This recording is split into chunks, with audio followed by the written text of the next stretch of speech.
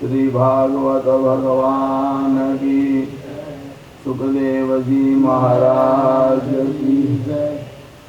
આપણે જય બોલતા પહેલા બધાને ફરાળ કરાવી દઈએ તો આ તો આયોજકોને સજેશન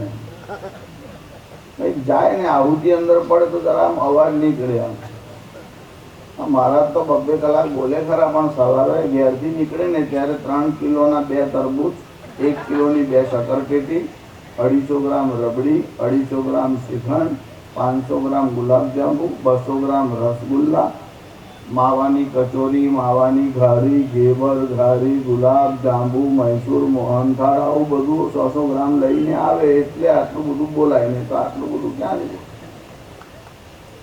नंद के आनंद भयो जय कन्हैया लाल की नंद के आनंद भयो जय कन्हैया लाल की नंद के आनंद भयो जय कन्हैया लाल की नंद के आनंद भयो जय कन्हैया लाल की ब्राह्मण को दान दियो हाथी घोड़ा पाल की ब्राह्मण को दान दियो हाथी घोड़ा पाल की ब्राह्मण को दान दियो हाथी घोड़ा पाल की ब्राह्मण को दान दियो हाथी घोड़ा पाल की बच्चे को लाड़ू दियो बच्चे को लाड़ू दियो बुढ़े को लापसी दियो बूढ़े को लापसी दियो नंद के आनंद भयो जय कन्हैया लाल की नंद के आनंद भयो जय कन्हैया लाल के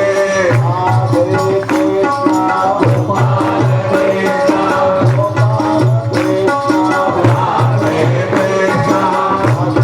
गोपाल कृष्ण गोपाल कृष्ण राधे कृष्ण गोपाल कृष्ण गोपाल राधे कृष्ण गोपाल राधे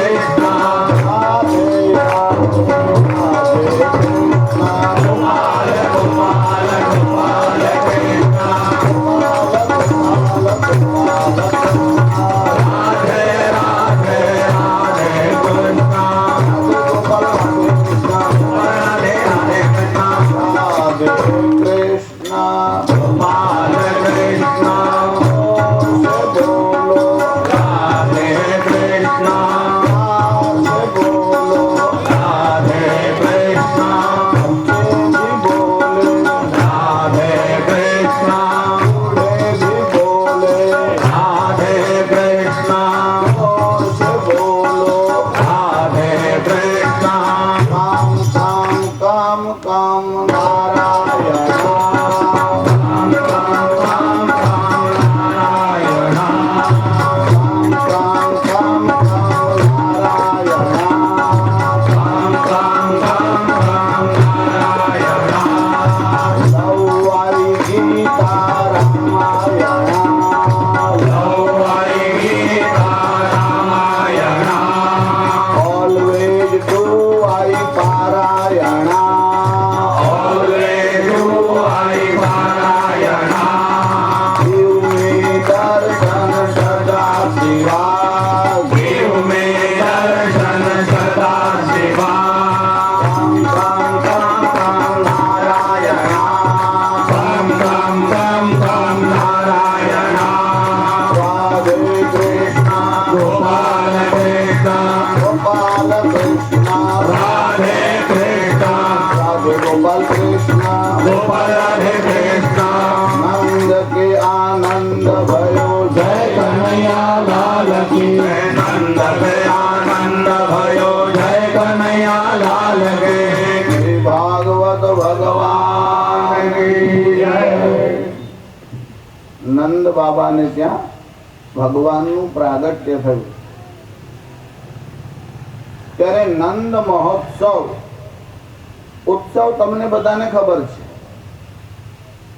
એમાં સાત્વિકતા ભળે અને વિશાલતા આવે ત્યારે એને મહોત્સવ કહેવાય ભારતમાં પહેલા બધા ઉત્સવો જે થતા હતા એમાં સાત્વિકતા રહેતી હતી ધીરે ધીરે રાજસી વૃત્તિ ઘૂસવા લાગી પછી તામસી વૃત્તિ પણ ઘૂસવા લાગી એટલે દીપાવલીના દિવસ હોય, ઉત્તરાયણના દિવસ હોય તો લોકો ઉત્સવ મનાવે, છાપરે ચડે, અને છાપરે ચડ્યા પછી ભાન તો રહેતું નથી, લવરી કરે. એનું કારણ કે પહેલા કઈ પી લીધું હોય. આ બધા ઉત્સવમાં રાજસી વૃત્તિ ભળી છે. જ્યારથી વિદેશી લોકો સાથેનો તમારો સંપર્ક વધ્યો, ઈસાઈ અને મુસ્લિમ ધર્મવાળા લોકો તમારી સાથે જોડાયા, ત્યારથી તમારી જે વૃત્તિ છે તેમાં ફેર આવે. ઉત્સવ સાત્વિક રીતે મનાવવો જોઈએ. નંદ બાબાને ત્યાં આ ઉત્સવ મનાવવામાં આવ્યો. અને ઉત્સવ મનાવવા કોણ ગયું? બધી ગોપીઓ ભેગી થઈને ગઈ.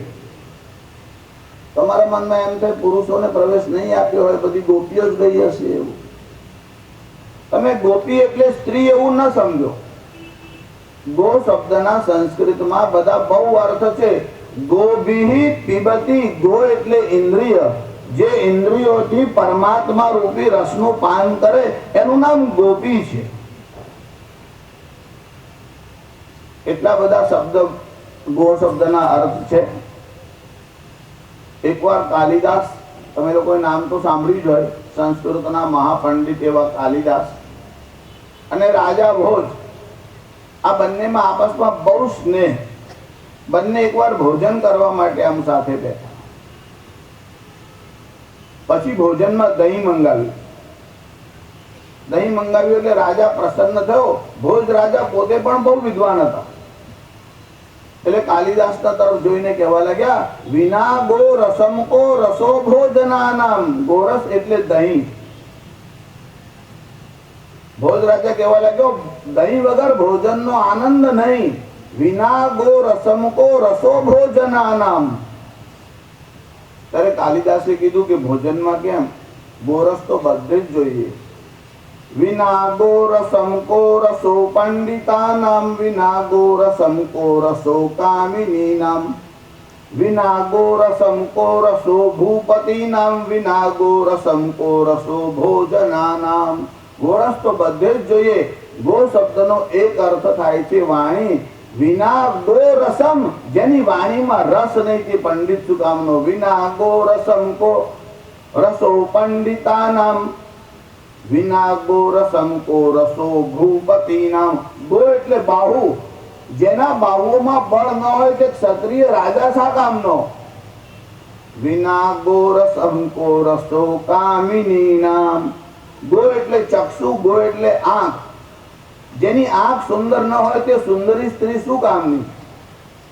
નામ હોય સુનયના, અને તમારી જોડે વાત કરે ત્યારે તમને લાગે looking to London and talking two Tokyo. આમ જોવે છે કે આમ ખબર જ ના પડે. ત્યારે ચક્ષુથી સુંદરતા છે. વિના ગો રસમ કો રસો કામિની નામ, વિના ગો રસમ કો રસો ભોજના નામ. ગો એટલે ચક્ષુ, ગો એટલે બાહુ, ગો એટલે વાણી, ગો એટલે ગાય, ગો એટલે વેદ. ગો શબ્દના બધા બહુ અર્થ છે. અહીંયા ગો શબ્દ ઇન્દ્રિયોના અર્થમાં છે. દરેક ઇન્દ્રિયોથી ભગવદ રૂપી રસનું પાન કરે એનું નામ ગોપી છે. એટલે કાન વડે ભગવાનના ગુણ સાંભળે, આંખથી ભગવાનના દર્શન કરે, હાથથી લાલાને સ્નાન કરાવે, હાથથી ભગવાનને ચંદન કરે, પોતાના જ હાથ વડે ભગવાન ઉપર પુષ્પની વૃષ્ટિ કરે, પોતાના જ પગ વડે પરમાત્માની પરિક્રમા કરે.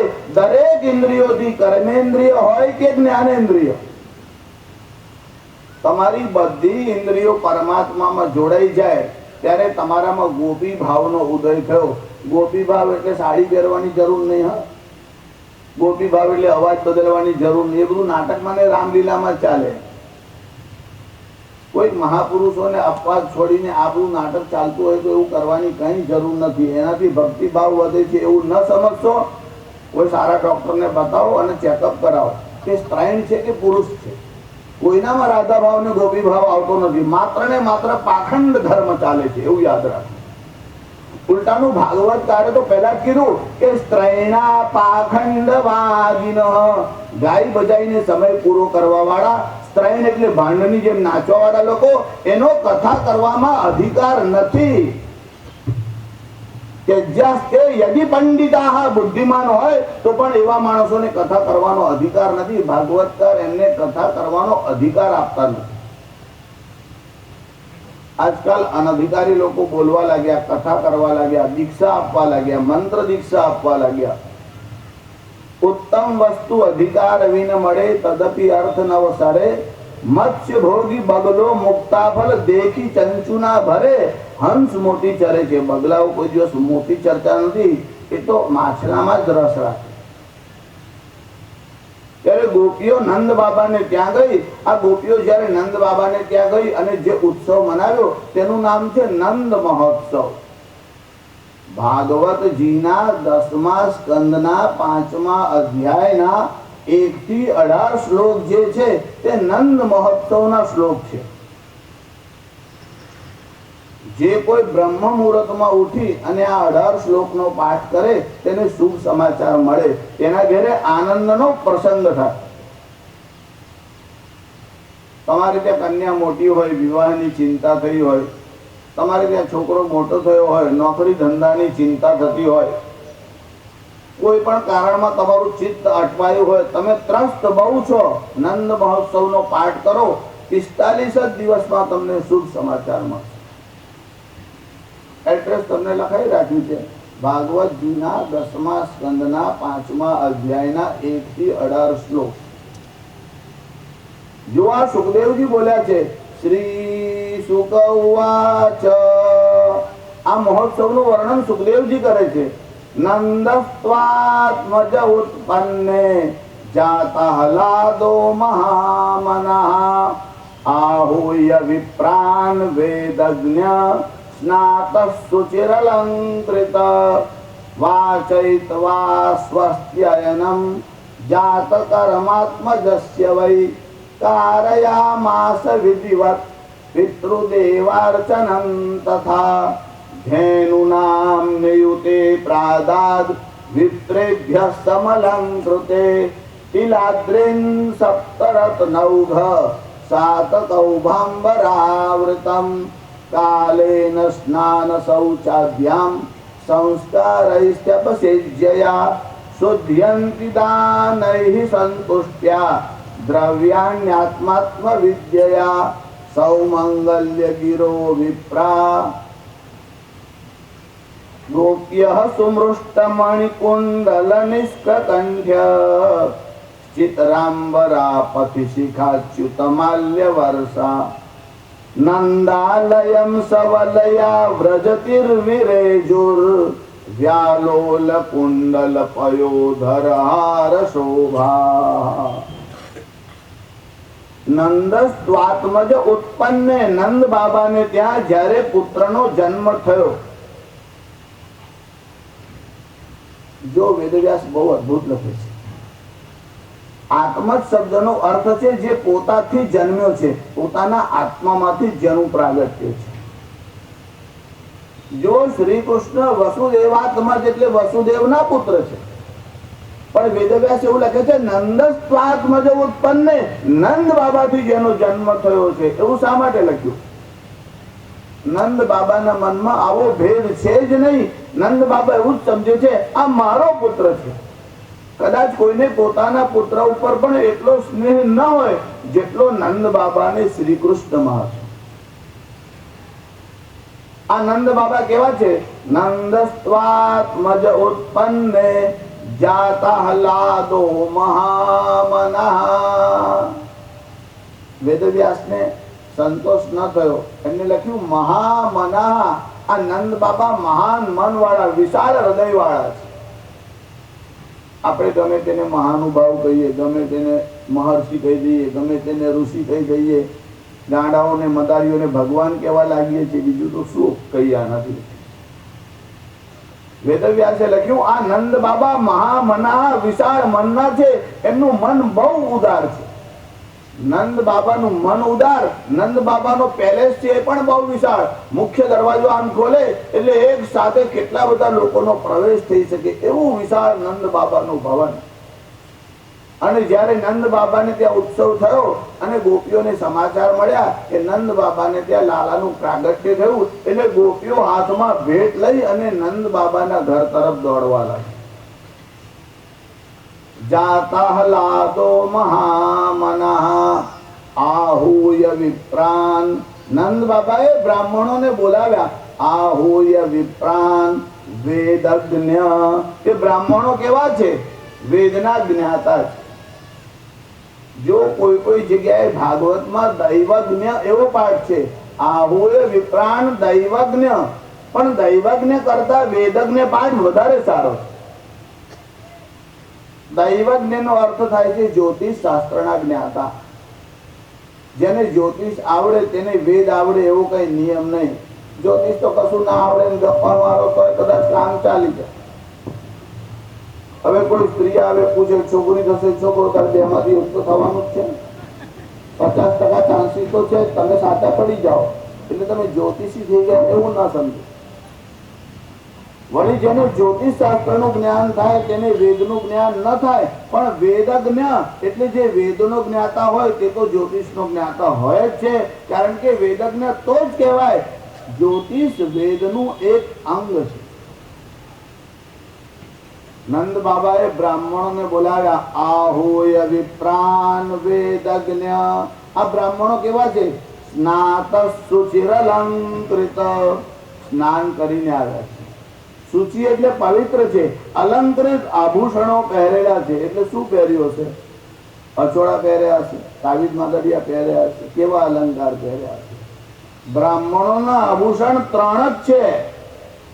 એમાં પણ સૌથી શ્રેષ્ઠ અને પ્રથમ જે આભૂષણ છે એ વિદ્યારૂપી આભૂષણ છે. જે બ્રાહ્મણ વિદ્યા ન ભણ્યો, જે બ્રાહ્મણ વેદ ન ભણે, એનું બ્રાહ્મણ હોવાનું વ્યર્થ ગયું.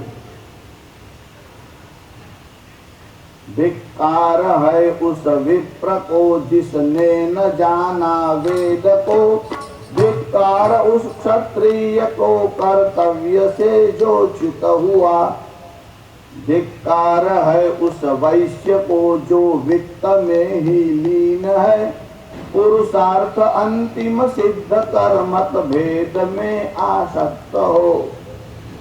બ્રાહ્મણ ના ઘેર જન્મ થાય અને વેદાધ્યયન ન કરે તે બ્રાહ્મણ ને ધિક્કાર છે. વેદો નિત્ય મધીયતામ, વેદોનું નિત્ય અધ્યયન કરવું જોઈએ. વિદ્યતે અનેન ઇતિ વેદ, જે સમસ્ત વિદ્યાઓનો ભંડાર છે, that by which we learn, જે સમસ્ત વિદ્યાઓનો ભંડાર છે તેનું નામ વેદ છે. વેદ શબ્દ વિદ ધાતુથી બન્યો છે. વિદ ધાતુનો અર્થ થાય છે ટુ નો, એટલે જાણવું. આનંદ બાબાએ બ્રાહ્મણોને બોલાવ્યા. તે બ્રાહ્મણો વેદના જ્ઞાતા છે. આહોય વિપ્રાન વેદજ્ઞ સ્નાત સુચિર અલંકૃત. વિદ્યા, ભસ્મ અને રુદ્રાક્ષ આ 3 બ્રાહ્મણોના આભૂષણ છે. અને યજ્ઞ પવિત્રનો સંસ્કાર છે, એ તો કરવાનો જ. સ્નાત સુચિરલંકૃત વાચૈત્વા સ્વસ્ત્યયનમ. એ બ્રાહ્મણોએ આવી અને સ્વસ્તિ વાચન કર્યું. આજકાલ હાથ જોવા વાળા બહુ લોકો છે, પણ સ્વસ્તિ વાચનના મંત્ર ના આવડે એટલે દૈવજ્ઞ હોય તો સ્વસ્તિ વાચન ન કરી શકે. એટલે જ વેદજ્ઞ પાઠ વધારે ઉચિત છે. એ બ્રાહ્મણોએ સ્વસ્તિ વાચનના મંત્ર બોલવાનો આરંભ કર્યો. સ્નાત સુચિરલંકૃત વાચૈત્વા સ્વસ્ત્યયનમ જાત કર્માત્મજસ્ય વૈ. આ બાળકના જાત કર્મ સંસ્કાર કરવામાં આવ્યા. હવે તો મેં તમને કહ્યું ને 16 સંસ્કારના નામ પણ ખબર રહ્યા નથી. ક્યાં સંસ્કાર કરતા તો તારયામાસ વિધિવત પિતૃદેવાર્ચનં તથા. તમારા ઘેર શુભ પ્રસંગ હોય એટલે આ 3 નું પૂજન થાય તો જ તમારો પ્રસંગ સારી રીતે ઉજવાય, તો જ તમને એનું સારું માંગલિક પરિણામ મળે. નહીતર એમાં કોઈને કોઈ આપત્તિ થાય. પિતૃદેવાર્ચનં તથા, પિતૃઓનું એટલે તમારા જે પૂર્વજો હોય, દેવતાઓનું અને બ્રાહ્મણનું, આ 3 નું પૂજન થાય તો જ તમારા કાર્યની સિદ્ધિ થઈ શકે. પિતૃદેવાર્ચનં તથા ધેનુ નામ નિયુતે પ્રાદાદ. જો બાળકનો જન્મ થાય ત્યારે વૃદ્ધિ સૂતક લાગે એટલે દાનનો સંકલ્પ કરાય. પણ દાન કરવાનું હોય તો નાલો છેદન પહેલા થાય, પછી સૂતક લાગે અને સૂતક ઉતરે પછી દાન થાય. પણ જન્મનું જે સૂતક છે એ વિશેષ કરીને માતાને જ લાગે છે, પિતાને પણ લાગતું નથી. એક સ્મૃતિનું ઋષિનું વચન એવું છે, વૃદ્ધિ સૂતક માતાને જ લાગે છે, પિતા પણ સ્નાન કર્યાથી શુદ્ધ થાય છે. ત્યારે બીજા લોકો ઘરમાં ખાટલો રાખતા હોય તો એને સૂતક લાગે. જો જેને પુત્રનો જન્મ થયો હોય એ એના બાપને ત્યાં પિયરમાં હોય, તમારા ઘરે ન હોય, અને સમાચાર આવે ત્યારે તમારે માત્ર ને માત્ર સ્નાન કરવાનું, પણ સૂતક પાડવાની જરૂર નહીં. ત્યારે તમારે મહિના સુધી દેવતાઓની પૂજા ન થાય એવું નહીં સમજવાનું. જો તમારે ત્યાં અચલ પ્રતિષ્ઠા હોય, પ્રતિષ્ઠા બે પ્રકારની હોય. એક ચલ એટલે ઘરમાં જે મૂર્તિ હોય કે જે તમે આમ તરભાણામાં લઈને સ્નાન કરાવતા હોય, અને એક અચલ પ્રતિષ્ઠા જેમ કે મંદિરમાં હોય તો શિવલિંગને ઉપાડાય નહીં, એ તો ત્યાં જ તમારે ત્યાં જઈને દૂધ ચડાવવાનું, શિવલિંગને ઉપાડીને નહીં લેવાનું. એને કહેવાય અચલ પ્રતિષ્ઠા. અચલ પ્રતિષ્ઠા જ્યાં હોય ત્યાં તમારે અંદર નહીં જવાનું. અને ઘરમાં જપ કરવાની છૂટ. અને જપ કરવો હોય તો માનસ જપ કરવાનો, મૃત્યુમાં પણ માનસિક જપ કરવાની છૂટ. વાચયિત્વા સ્વસ્ત્યયનમ જાત કર્માત્મજસ્ય વૈ કારયામાસ વિધિવત પિતૃદેવાર્ચનં તથા ધેનુનામ નિયુતે પ્રાદાદ. નિયુત એટલે 10,000. એક એક બ્રાહ્મણને 10,000 ગાયો દાનમાં આપી. ધેનું નામ નિયુતે પ્રાદાદ વિપ્રેભ્ય સમલંકૃતે. એ ગાય કેવી હતી? શણગારીને આપી હતી. સમલંકૃતે સમ્યક રીતે, સારી રીતે શણગારી અને ગાય દાનમાં આપી.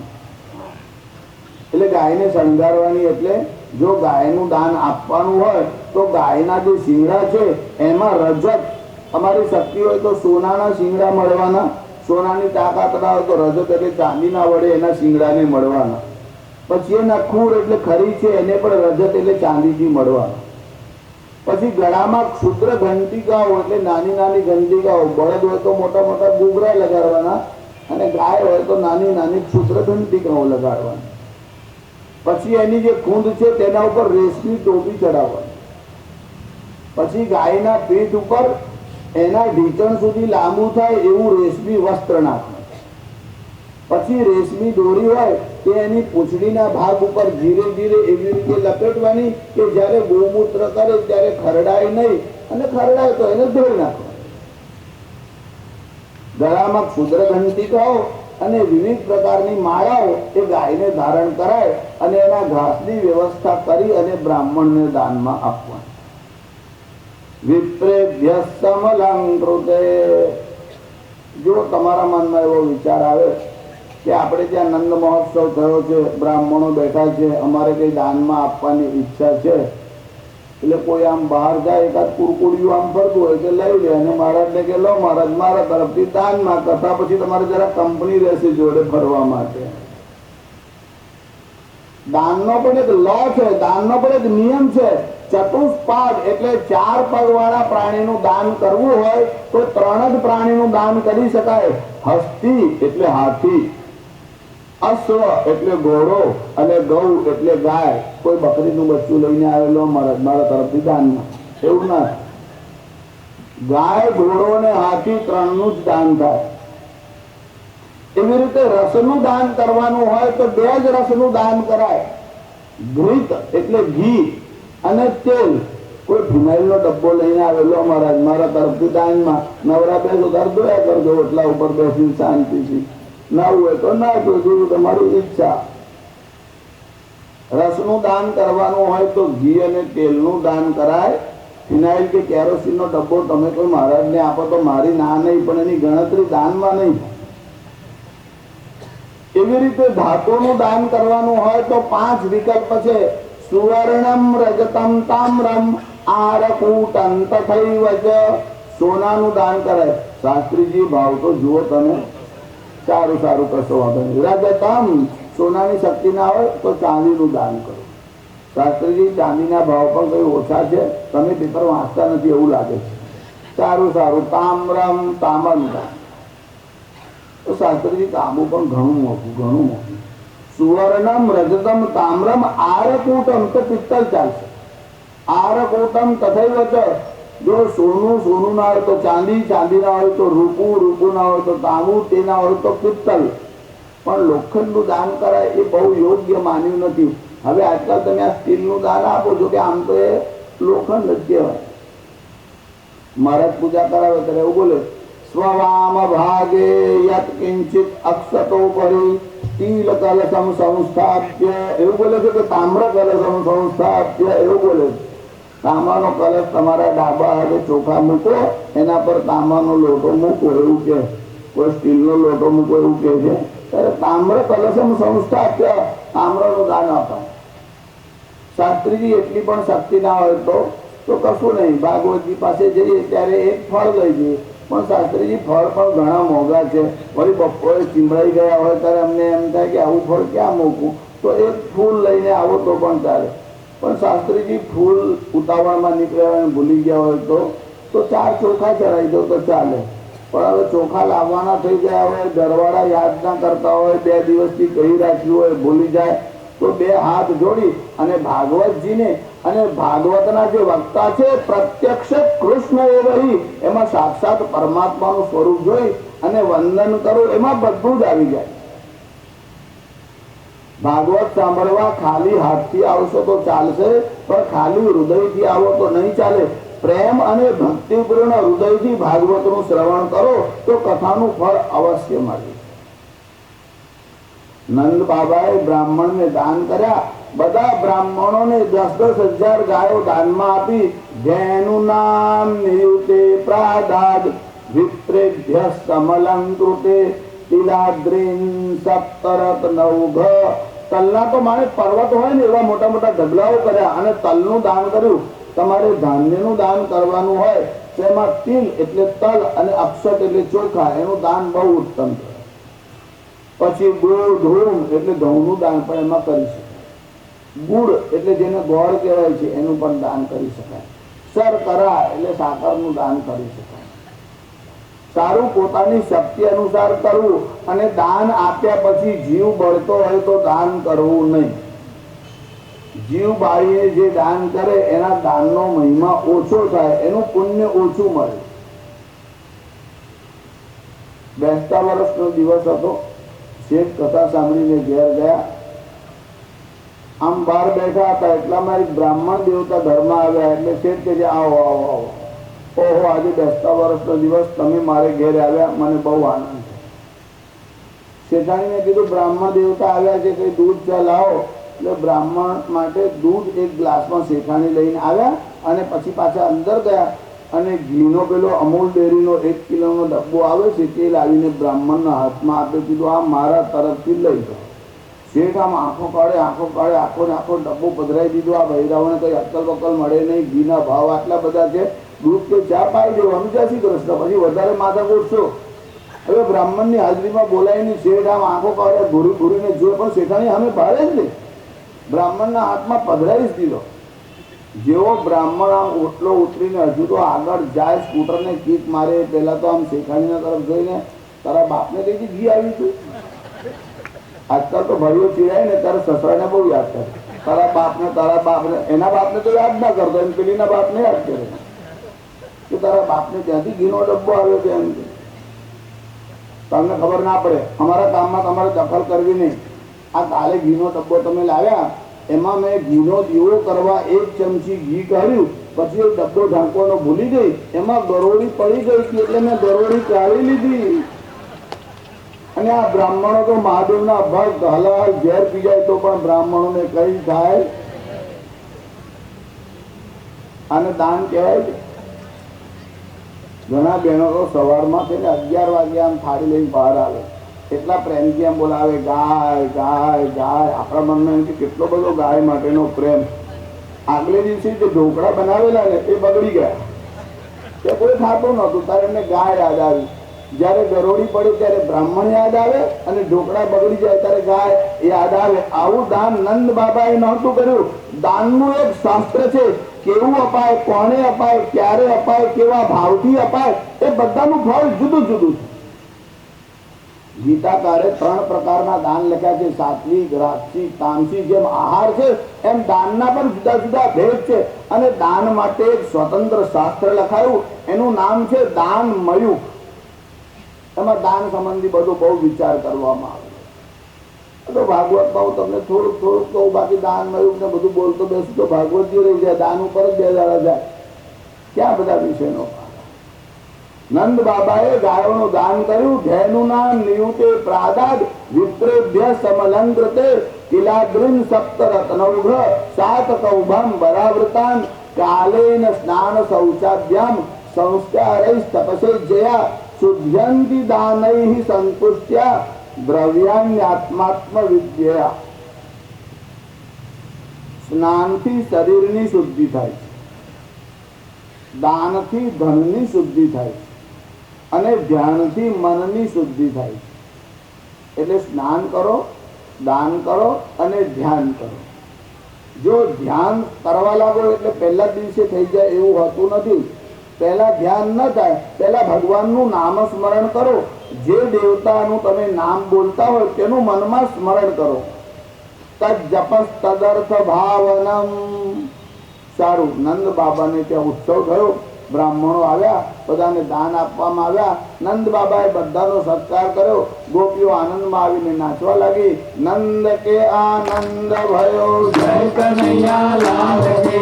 નંદ કે આનંદ ભયો જય કનૈયા લાલ કે.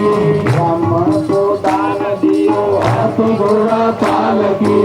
બ્રાહ્મણ કો દાન દિયો હાથી ઘોડા પાલકી.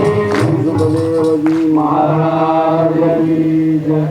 જો 5મા અધ્યાયમાં નંદ મહોત્સવ થયો, એ કેવી રીતે મનાવવાનો તે તમને કહ્યું. હવે આ 6થો અધ્યાય છે, એમાં ભગવાનની લીલાનો આરંભ થયો. ભગવાનનો પ્રાદુર્ભાવ ક્યારે થયો? શ્રાવણ માસમાં થયો. હિન્દી ભાષી સ્ટેટમાં જાઓ ત્યારે તમારે ભાદ્રપદ માસ એવું બોલવાનું. કૃષ્ણ પક્ષમાં થયો અને અષ્ટમી તિથિએ થયો. મધ્યરાત્રિના સમયમાં ભગવાનનું પ્રાગટ્ય થયું. પછી ચતુર્દશી એટલે 14નો દિવસ આવ્યો. એ પહેલા શું ઘટના બની કે કંસે પોતાના મંત્રીઓને બોલાવ્યા અને એક મીટિંગ કરી. ભાગવતજીમાં લખ્યું છે આ કંસ બહુ ક્રૂર હતો અને બહુ ઉદ્ધત થયો હતો. એનું કારણ એવું હતું કે બધા હરામી રાજાઓ એની સાથે જોડાઈ ગયા હતા. અને ખાસ કરીને તો જરાસંધ નામનો શક્તિશાળી રાજા, જેને પોતાની 2 કન્યાઓ, આ જરાસંધની 2 કન્યાઓ હતી, અસ્થિ અને પ્રાપ્તિ, એને કંસ જોડે પરણાવી હતી. એટલે આ કંસ અને જરાસંધ સંબંધમાં સસરા જમાઈ થતા. અને જરાસંધ બહુ શક્તિશાળી હતો, એટલે જરાસંધનું પીઠબળ મળ્યું. પછી તો આ કંસ વધારે ઉદ્ધત થયો. ભાગવતજીએ તો આખું લિસ્ટ આપી છે કે કયા કયા અસુર રાજાઓ એની સાથે જોડાયેલા હતા. પ્રલંબ, બકચાણુર, તૃણાવર્ત મહાસનૈ. પ્રલંબાસુર હતો, બકાસુર હતો, અઘાસુર હતો, ચાણુર હતો. પ્રલંબ, બકચાણુર, તૃણાવર્ત એટલે જેને વંટોળિયો કહેવાય છે તે, મહાસનૈ.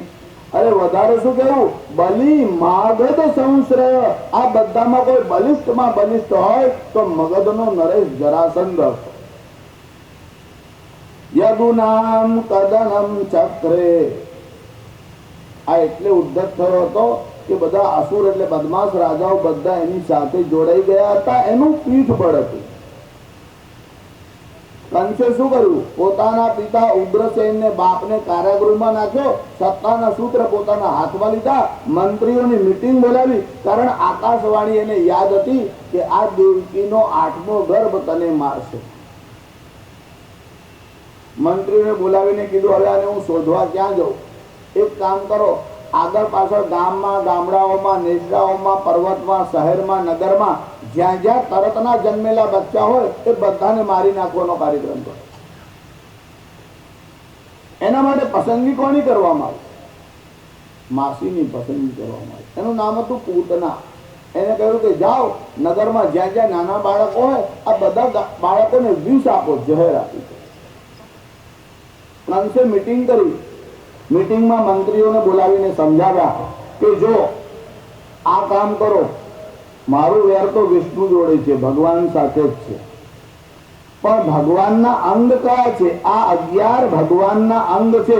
જો એનો ઉચ્છેદ કરશો ને તો ધર્મ સત્તા ખલાસ થશે. ધર્મ સત્તા અને રાજ સત્તામાં કોઈ વાર કલહ જાગે છે. જ્યારે રાજસત્તાને મરવાના કોડ જાગે ત્યારે ધર્મ સત્તા સાથે સંઘર્ષ કરે છે. જ્યારે ધર્મ સત્તા સાથે સંઘર્ષ થયો ત્યારે રાજસત્તાનું મરણ થયું. પ્રહલાદની ધર્મ સત્તા છે, હિરણ્યકશ્યપુ જે છે તેની આસુરી સત્તા છે, રાજ સત્તા છે. જ્યારે હિરણ્યકશ્યપુ ને પ્રહલાદ વચ્ચે ઝઘડો થયો, ભગવાન ઋષિ આવ્યા, હિરણ્યકશ્યપુનો વધ કર્યો, ધર્મ સત્તાનો વિજય છે. પાંડવોની ધર્મ સત્તા છે, કૌરવોની રાજ સત્તા છે. ભગવાન શ્રી કૃષ્ણ પાંડવોની સાથે આવ્યા, ધર્મ સત્તાનો વિજય થયો, રાજ સત્તાનો પરાભવ થયો. રામજીની ધર્મ સત્તા છે, રાવણની રાજ સત્તા છે. બંનેમાં ટકરાવ થયો, આખી સોનાની લંકા ખલાસ થઈ ગઈ. કોઈ બચાવી શક્યું નહીં. એક વિભીષણ એટલા માટે બચ્યો કે વિભીષણ ભગવાનની શરણમાં આવ્યો હતો. એટલે તો હનુમાનજી જયારે લંકામાં આગ લગાડી કે લગી આગ લંકા में हलचल मची थी, लगी आग लंका में हलचल मची थी, तो घर विभीषण का कैसे बचा था, तो फिर घर विभीषण का कैसे बचा था, कुटिया पे उनकी यही बस लिखा था, कुटिया पे उनकी यही बस लिखा था। हरि ओम तत्सत, हरि ओम तत्सत, हरि ओम तत्सत, हरि ओम तत्सत। जपा कर हरि ओम तत्सत, रटा कर हरि ओम तत्सत। महामंत्र है ये रटा कर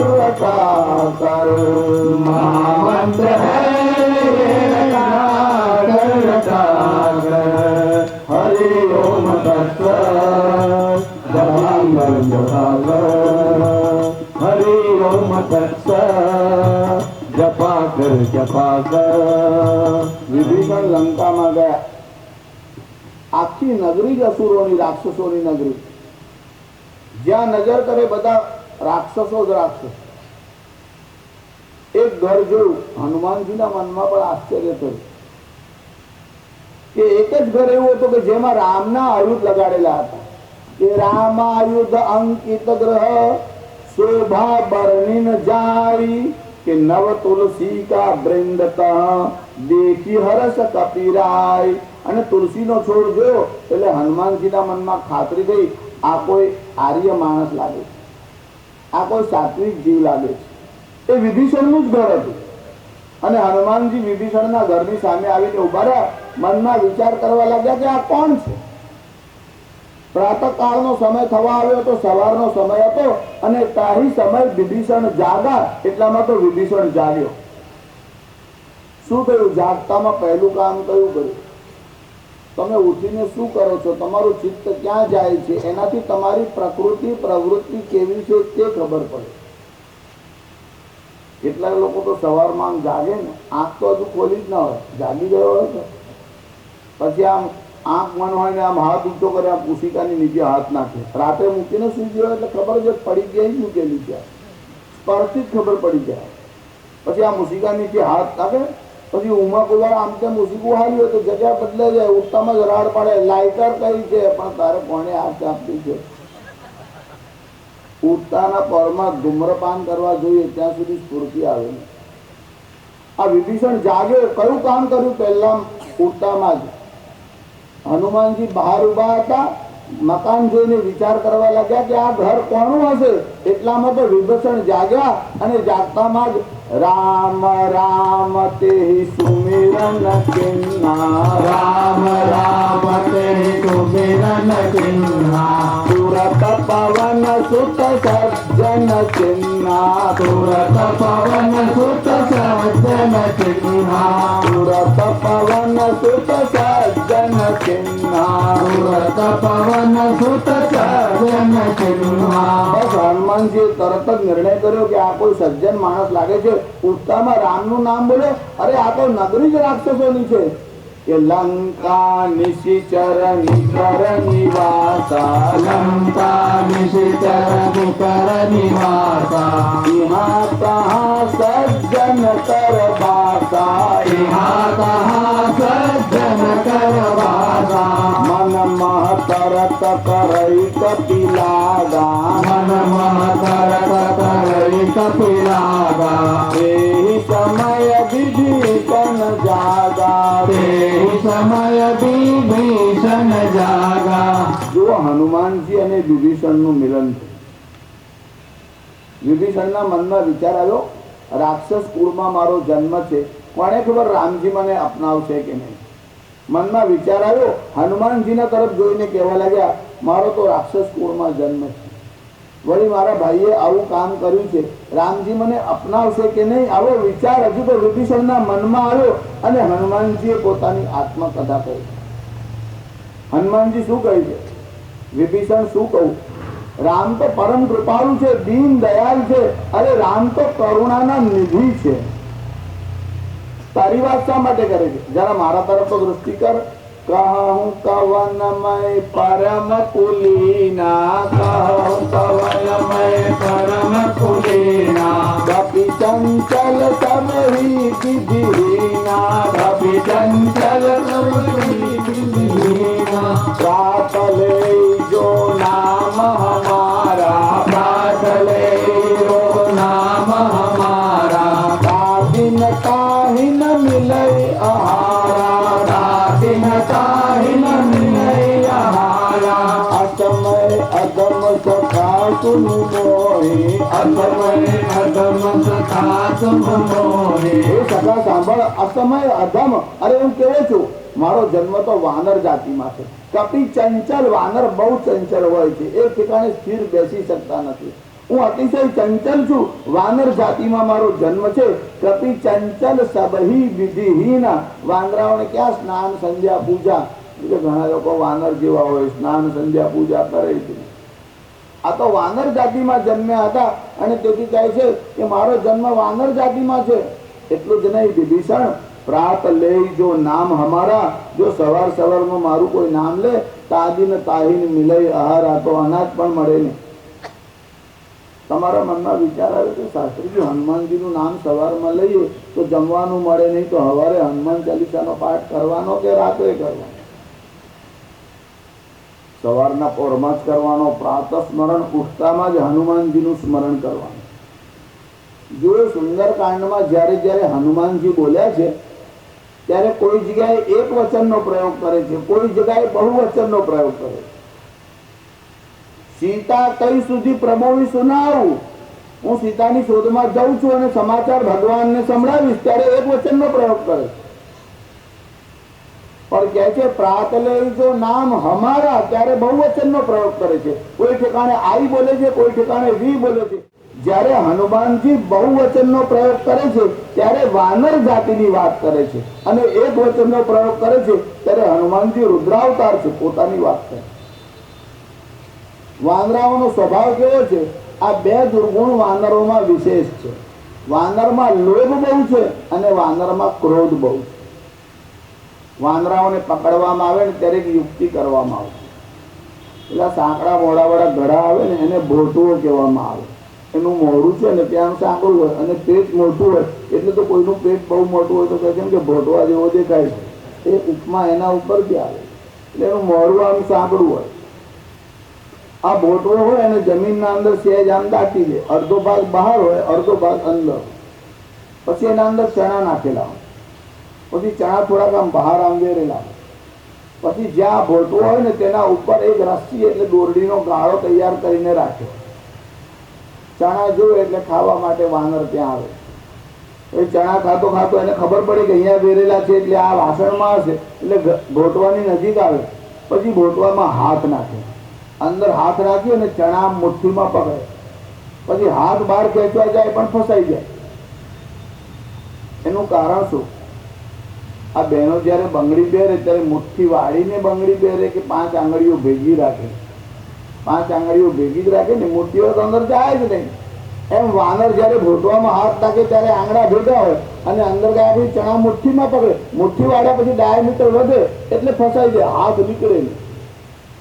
પણ મુઠ્ઠીમાં ચણા છોડતો નથી, હાથ ખેંચે છે પણ ચણા છોડતો નથી. જો ચણા છોડે તો હાથ નીકળી જાય. પણ લોભ બહુ છે, છોડતો નથી. અને જ્યાં હાથ આમ ફસાય, પ્રયત્ન કરે 2 વાર 3 વાર, જ્યાં તો પેલો રસ્સીનો ગાળો હોય તેને આમ ઢીલો કરીને ગળામાં નાખી અને વાનરને ફસાવી દે. લોભને કારણે વાનર ફસાય છે, પકડાય છે. વાનરમાં લોભ બહુ છે, વાનરમાં ક્રોધ બહુ છે. એટલે તમે કશું ના પકડ્યું તો દાંત્યા કરે જ કરે, તમારા સામે જે કારણ વગર દાંત્યા કરે. હનુમાનજી કહે છે જેનામાં લોભ બહુ છે અને ક્રોધ બહુ છે એનું મોઢું સવારમાં જોવું નહીં. કોઈ વાર તો આરસો જ નહીં જોવો, એવું લાગે પોતે જ લોભી અને પોતે જ ક્રોધી હોય.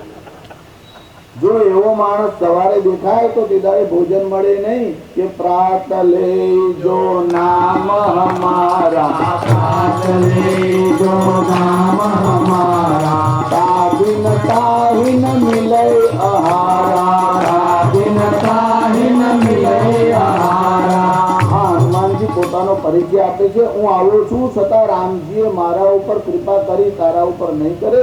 રામજી દીન વત્સલ છે, શરણાગત વત્સલ છે, એવું હનુમાનજી કહે. રામજીનો સ્વભાવ બહુ ઉદાર છે. બસ એવો જ પ્રસંગ અહીં ભાગવતજીમાં છે. આ 6થા અધ્યાયમાં પૂતનાનો પ્રસંગ આવ્યો. કંસે મીટિંગ બોલાવી, મંત્રીઓને સમજાવ્યા કે ભગવાનના આ 11 શરીર છે એને નષ્ટ કરો. વિપ્રાગાવશ્ચ વેદાશ્ચ, બ્રાહ્મણોનો વિરોધ કરો. બ્રાહ્મણોનો વિરોધ કરવાની ઈચ્છા થાય એટલે સમજી ચાલો કે કંસની મીટિંગમાં કોઈ વાર બેસી આવ્યો હશે કોઈ જન્મમાં જઈને. કંસે પહેલી જ આ કહી કે જો ધર્મને ખલાસ કરવો હોય તો પહેલા બ્રાહ્મણ સત્તાને ઉડાડી દો. જ્યાં સુધી બ્રાહ્મણો હશે ત્યાં સુધી ધર્મની રક્ષા થશે. વેદ પ્રણહિતો ધર્મ, પણ એ વેદને જાળવશે કોણ? બ્રાહ્મણત્વસ્ય રક્ષણેન રક્ષિતો સ્યાદ વૈદિકો ધર્મ. બ્રાહ્મણત્વની રક્ષાથી જ વૈદિક ધર્મની રક્ષા થાય છે. એટલે જ્યારે બ્રાહ્મણોનો વિરોધ કરવાનો વિચાર આવે ત્યારે સમજી ચાલો કંસના મંત્રીના ભેગો ગયો છે. વિપ્રાગાવશ્ચ, ગાયોનો વધ કરવાની ઈચ્છા થાય અથવા સંમતિ આપી તો સમજી ચાલવાનું કંસની મીટિંગમાં ગયો છે. હમણાં ભલે પાર્લામેન્ટમાં પહોંચી ગયો. આજકાલ ઘણા લોકો પાર્લામેન્ટમાં પહોંચી ગયા પછી એકવાર ગૌ વધના વિષયમાં ચર્ચા થવા લાગી એટલે 2-4 બળદિયાઓ ત્યાં ઊભા થયા. નામ નથી બોલતો પણ બળદિયા કહું એટલે તમે સમજી જશો. એનું કારણ કે ત્યાં પાર્લામેન્ટમાં એવું બોલતા હતા કે આ હિન્દુઓએ પશુ માટે આટલો બધો ઉહાપો કેમ કરે છે, ગાયના માટે આટલો બધો ઉહાપો કેમ? ત્યારે જે ગાયને પશુ સમજતો હોય તે બળદિયો હોય કે બીજો હોય, કદાચ બળદ પણ એના કરતા સારો હોય એવું બને. પણ આવા ઢોર લોકો ત્યાં પાર્લામેન્ટમાં ભરાઈ ગયા. આ ઢોરોને આપણે જ મોકલીએ છીએ, ચારો આપણે જ નાખીએ છીએ. આ ચારો નાખવાનું બંધ કરો તો બધું જ આપોઆપ શાંત થઈ છે. વિપ્રાગાવશ્ચ વેદાશ્ચ તપઃ સત્યમ દમસ્તથા શ્રદ્ધા દયા તિતિક્ષા ચ ક્રતવશ્ચ હરેસ્તનુ. આ 11 સ્થાનોને ખલાસ કરો, ધર્મ ખલાસ થઈ જશે. યજ્ઞ ખલાસ કરો, વેદ ખલાસ કરો, ગાયને ખલાસ કરો, બ્રાહ્મણને ખલાસ કરો, મૂર્તિને ખલાસ કરો. આજકાલ લોકો આ બધા કામોમાં લાગેલા છે. પૂતનાને બોલાવીને કહ્યું તરતના જન્મેલા બાળકો છે એને વિસ્પાન કરાવો. આ પૂતના જે હતી ને એ હતી તો કંસના કુટુંબની, પણ શ્રૃંગાર કરવામાં બહુ ચતુર હતી. એટલે ઝેર લગાવીને શ્રી કૃષ્ણને સ્તનપાન કરવા માટે ગઈ. જ્યારે નંદ બાબાના વ્રજમાં આવી ત્યારે બહુ સુંદર રૂપ ધારણ કરીને આવેલી. તમે એવું ના સમજશો કે શ્રૃંગાર કરતા ખાલી તમને જ આવડે છે. પૂતના પણ શ્રૃંગાર કરવામાં બહુ કુશળ હતી, બહુ કુશળ હતી. ભાગવતકારે તો એવું લખ્યું છે તામ કેશ બંધ વ્યતિશક્ત મલ્લિકા બૃહન્નિતંબ સ્તનકૃચ્છ મધ્યમા સુવાસસમ કાનમાં કુંડલ પહેરેલા છે આ પૂતનાએ. તામ કેશબંધ અને મોટો અંબોળો વાળ્યો છે. તામ કેશબંધ કેશને આમ બાંધ્યા છે. એમાં ફૂલ પણ ખોસેલા છે, વેણી પણ બાંધેલી છે. અત્યારે તમે મોટા મોટા અંબોળા બાંધો છો એવું નહીં. હા, પૂતના પણ બહુ મોટો બાંધતી હતી. ઘણી વાર તમે લગ્નની પાર્ટીમાં જાઓ અને કોઈ આગળ ઊભું હોય અને વાત કરતા આમ માથું હલાવે તો તમને લાગે ટેબલ ફેન હાલતો હશે, એવું આમ મનમાં એવો અહેસાસ આવે. ખાલી એનો રંગ બ્લેક હોય એવું કોઈ વાર થાય, કોઈ વાર રંગ જરા જરા બદલાયા કરે. પણ આ પૂતના આવું શૃંગાર કરીને ગઈ. તામ કે સંબંધ વ્યતિસક્ત મલ્લિકા બૃહન્નિતંબ સ્તનકૃચ્છ મધ્યમાહ સુવાસસમ સુંદર વસ્ત્ર ધારણ કરેલા છે. ચાલે છે કેવી રીતે? તો કહે છે કે ડાબો પગ આગળ રાખે છે, જમણો હાથ પાછળ લઈ જાય, ડોકી જરાક આમ વાંકી રાખે છે અને તીરછી એટલે ત્રાસી નજરથી બધાને આમ ઘૂરી ઘૂરીને જુએ છે. અને એમ કરતા કરતા આ પૂતના નંદ બાબાના ઘરની સામે આવીને ઊભી રહી. નંદ બાબાના ઘરની સામે આવીને ઊભી રહી. આવી હતી પોતાના સ્તન ઉપર કાલકૂટ ઝેર લગાડીને આવી હતી. યશોદાજી અંદર હતા. શ્રી કૃષ્ણનું એક નામ નટવર છે. ભગવાનને ખબર પડી ગઈ કે મારી બહાર રાહ જોવાય. ભગવાને લીલાનો આરંભ કર્યો. ભગવાને અંદર રડવાની શરૂઆત કરી. યશોદાજી ભગવાનને આમ શાંત રાખવા પ્રયત્ન કરવા લાગ્યા. ભગવાન શાંત થાય જ નહીં. યશોદાજી બાળકને લઈને આમ બહાર આવ્યા. જ્યાં યશોદાજી બહાર આવ્યા, આ પૂતના બહાર આવીને ઉભેલી જ હતી. આ પૂતના કહેવા લાગી, તમને બાળકને કેમ રાખવાનું તે આવડતું નથી, લાવ મને આપો, હું તમને શીખવાડું. યશોદાજીનો સ્વભાવ બહુ સરળ. કહે કે હજુ મારે ત્યાં તો આ પહેલો બાળક આવ્યો છે, મને પ્રેક્ટિસ નથી. બાળકમાં તો એવું થાય, સાસુ હોય, દાદી હોય, કાકી હોય, માસી હોય, આ ધીરે ધીરે શીખવાડે બાળકને કેમ પકડવાનો, કેમ રાખવાનો, કેમ ખવડાવવાનું. છોકરીઓ નવી પરણીને આવી હોય તો એને બરાબર પ્રેક્ટિસ ન હોય, પણ કેટલાક તો બુઢિયાઓને પ્રેક્ટિસ હોય. સારું પ્રેક્ટિસ હોય એવું કશું નહીં. કેટલાક તો બહુ કુશળ હોય. ત્યાં લગ્નના સમયમાં ચોરીમાં આમ પરિક્રમા કરવાની એટલે ફેરા ફરવાના હતા. પેલા મહારાજે કીધું આ શું કરે છે? ત્યાં તો પહેલી વાર પરવું છું, બીજી વાર જો કેવો દોડું છું. એટલે આમાં કંઈ પ્રેક્ટિસ કરવાની ના હોય. આ તો પહેલી છેલ્લી વાર હાથે જ હોય. બાળકમાં તો પ્રેક્ટિસ હોય કે પહેલું બાળક હોય તો પ્રેક્ટિસ ન હોય, પણ આમાં કંઈ પ્રેક્ટિસ કરવાની આવશ્યકતા હોતી નથી. પૂતના બહુ કુશળ હતી. યશોદાના હાથમાંથી બાળકને લઈ અને શાંત કરવા લાગી. અને ભગવાન પણ એવા કે હસવા લાગ્યા. પૂતના ભગવાનને લઈને આવી, જોયું કે યશોદા ઘરના કામમાં લાગ્યા છે. એટલે પૂતના મોકો જોયો કે અહીંયા કોઈ દેખાતો નથી. એકાંત જગ્યામાં જઈ અને ભગવાનને સ્તનપાન કરાવવા લાગી. અને જ્યાં ભગવાનને સ્તનપાન કરાવવા લાગી, ભગવાન દૂધ પીવા લાગ્યા. ભગવાન જોર જોરથી દૂધની સાથે પૂતનાનો પ્રાણ ખેંચવા લાગ્યા. પછી તે પૂતનાને બહુ પીડા થઈ, બહુ પીડા થઈ. પ્રાણ નીકળે એટલે પીડા થાય. જ્યારે પૂતનાને પીડા થવા લાગી એટલે આ પૂતના કહેવા લાગી, સા મુંચ મુંચાલ મિતિત પ્રભાસિની, છોડી દે, છોડી દે, આમ બોલવા લાગી. ભગવાને કીધું મારા હાથમાં આવેલું છોડતો નથી, મોક્ષ જ આપું. ભગવાન દૂધની સાથે આમ પ્રાણ પીવા લાગ્યા. પણ ભગવાન જ્યારે દૂધ પીવા લાગ્યા ત્યારે ભગવાને આંખ બંધ કરી. ટીકાકારોએ લખ્યું કે સ્તનપાન કરતી વખતે ભગવાને આંખ કેમ બંધ કરી?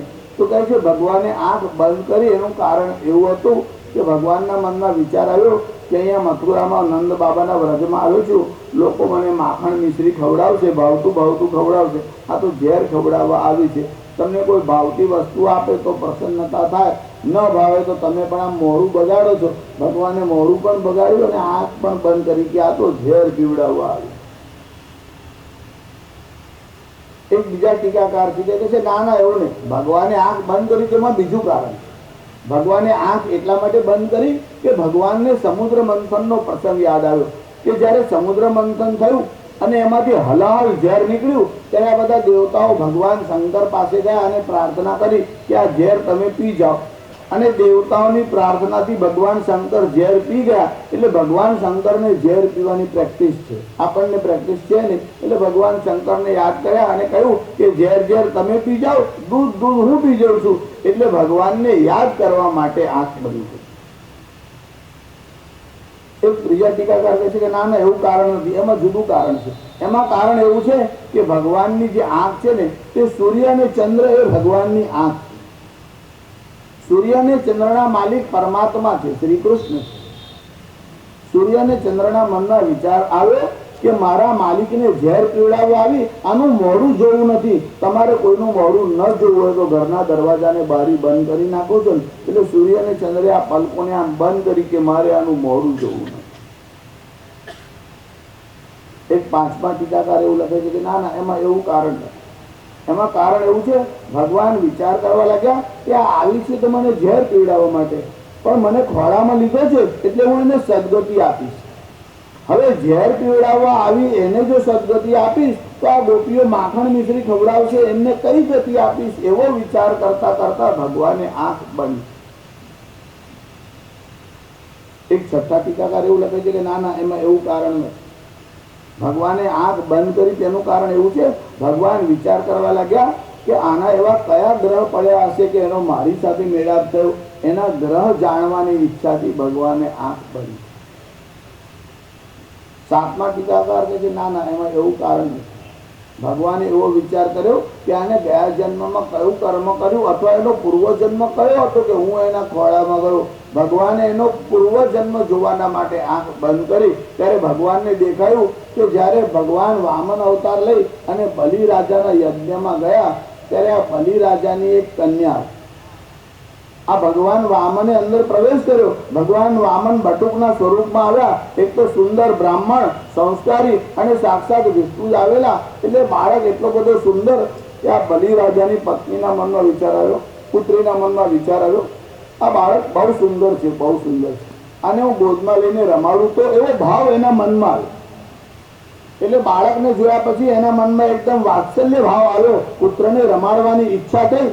અને જ્યાં 3 ડગલા ભૂમિ માગવાની વાત આવી, ત્યાં તો વામન ભગવાન એકદમ વિરાટ થયા અને ભૂખંડિશો, આખી પૃથ્વીને આકાશને 2 ડગલામાં લઈ લીધા અને ત્રીજું ચરણ બલિના માથા પર મૂક્યું. ત્યારે વિચાર્યો, અરે આ તો દેખાતો તો સુંદર, પણ આ તો ભયંકર છે, આને રમાડાય નહીં, આને તો મારવો જોઈએ. પહેલા રમાડવાનો વિચાર આવ્યો, પછી મારવાનો વિચાર આવ્યો. એટલે પૂતના થઈને આવી, રમાડ્યો પણ ખરો અને ઝેર લગાડીને મારવા માટે આવ્યો.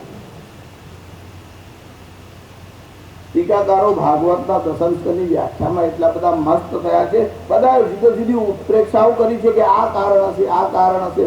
કારણ તો કેવળ શ્રી કૃષ્ણને જ ખબર, એ લીલા નાયક. પણ ભગવાન આંખ બંધ કરી, પૂતનાના પ્રાણ દૂધની સાથે આમ ભગવાન ખેંચવા લાગ્યા. એને બહુ પીડા થઈ. સા મંચ મંચાલ નિતિ પ્રભાસિણી, છોડી દે આમ બોલવા લાગ્યા. ત્યાં તો ભગવાને દૂધની સાથે પ્રાણ ખેંચી લીધો. પૂતના ત્યાં ઘડી પડી. ભગવાન એની છાતી ઉપર જ રમવા લાગ્યા.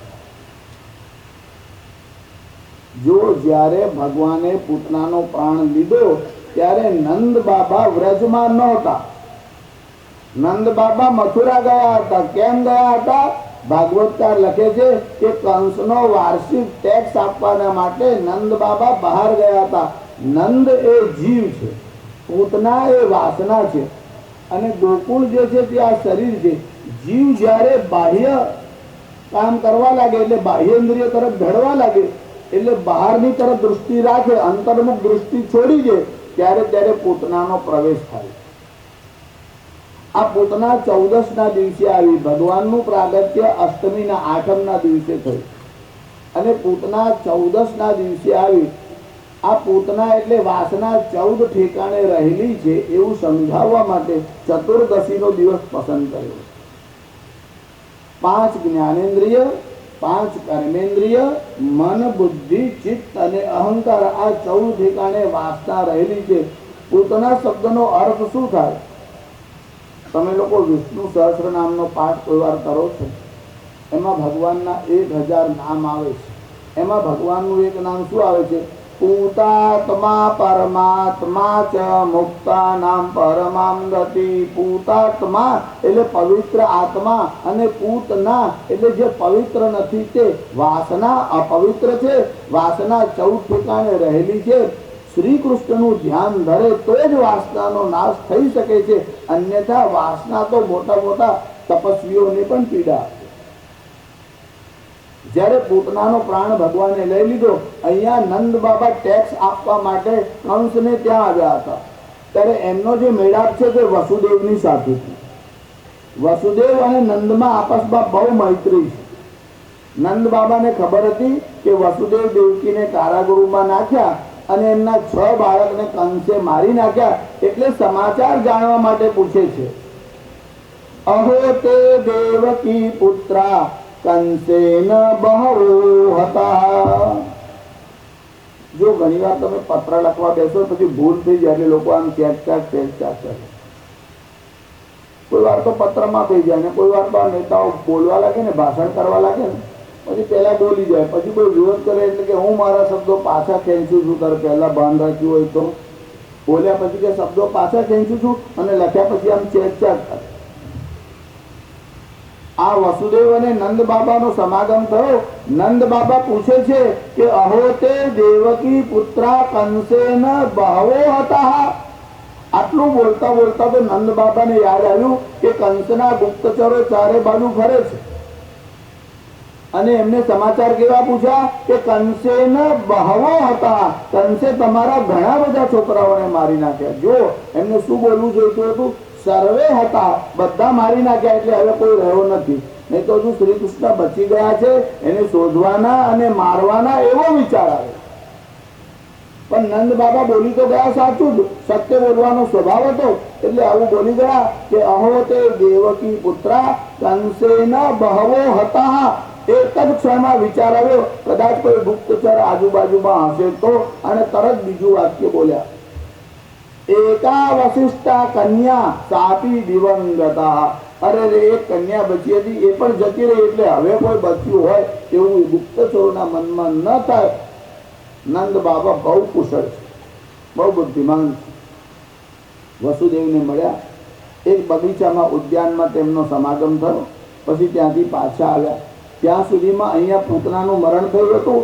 આ પૂતનાના શરીરના ટુકડા કર્યા અને તેનો અગ્નિદાહ કરવામાં આવ્યો. નંદ એટલે જીવ બહિર્મુખ થાય ત્યારે જ આવી આપત્તિ આવે.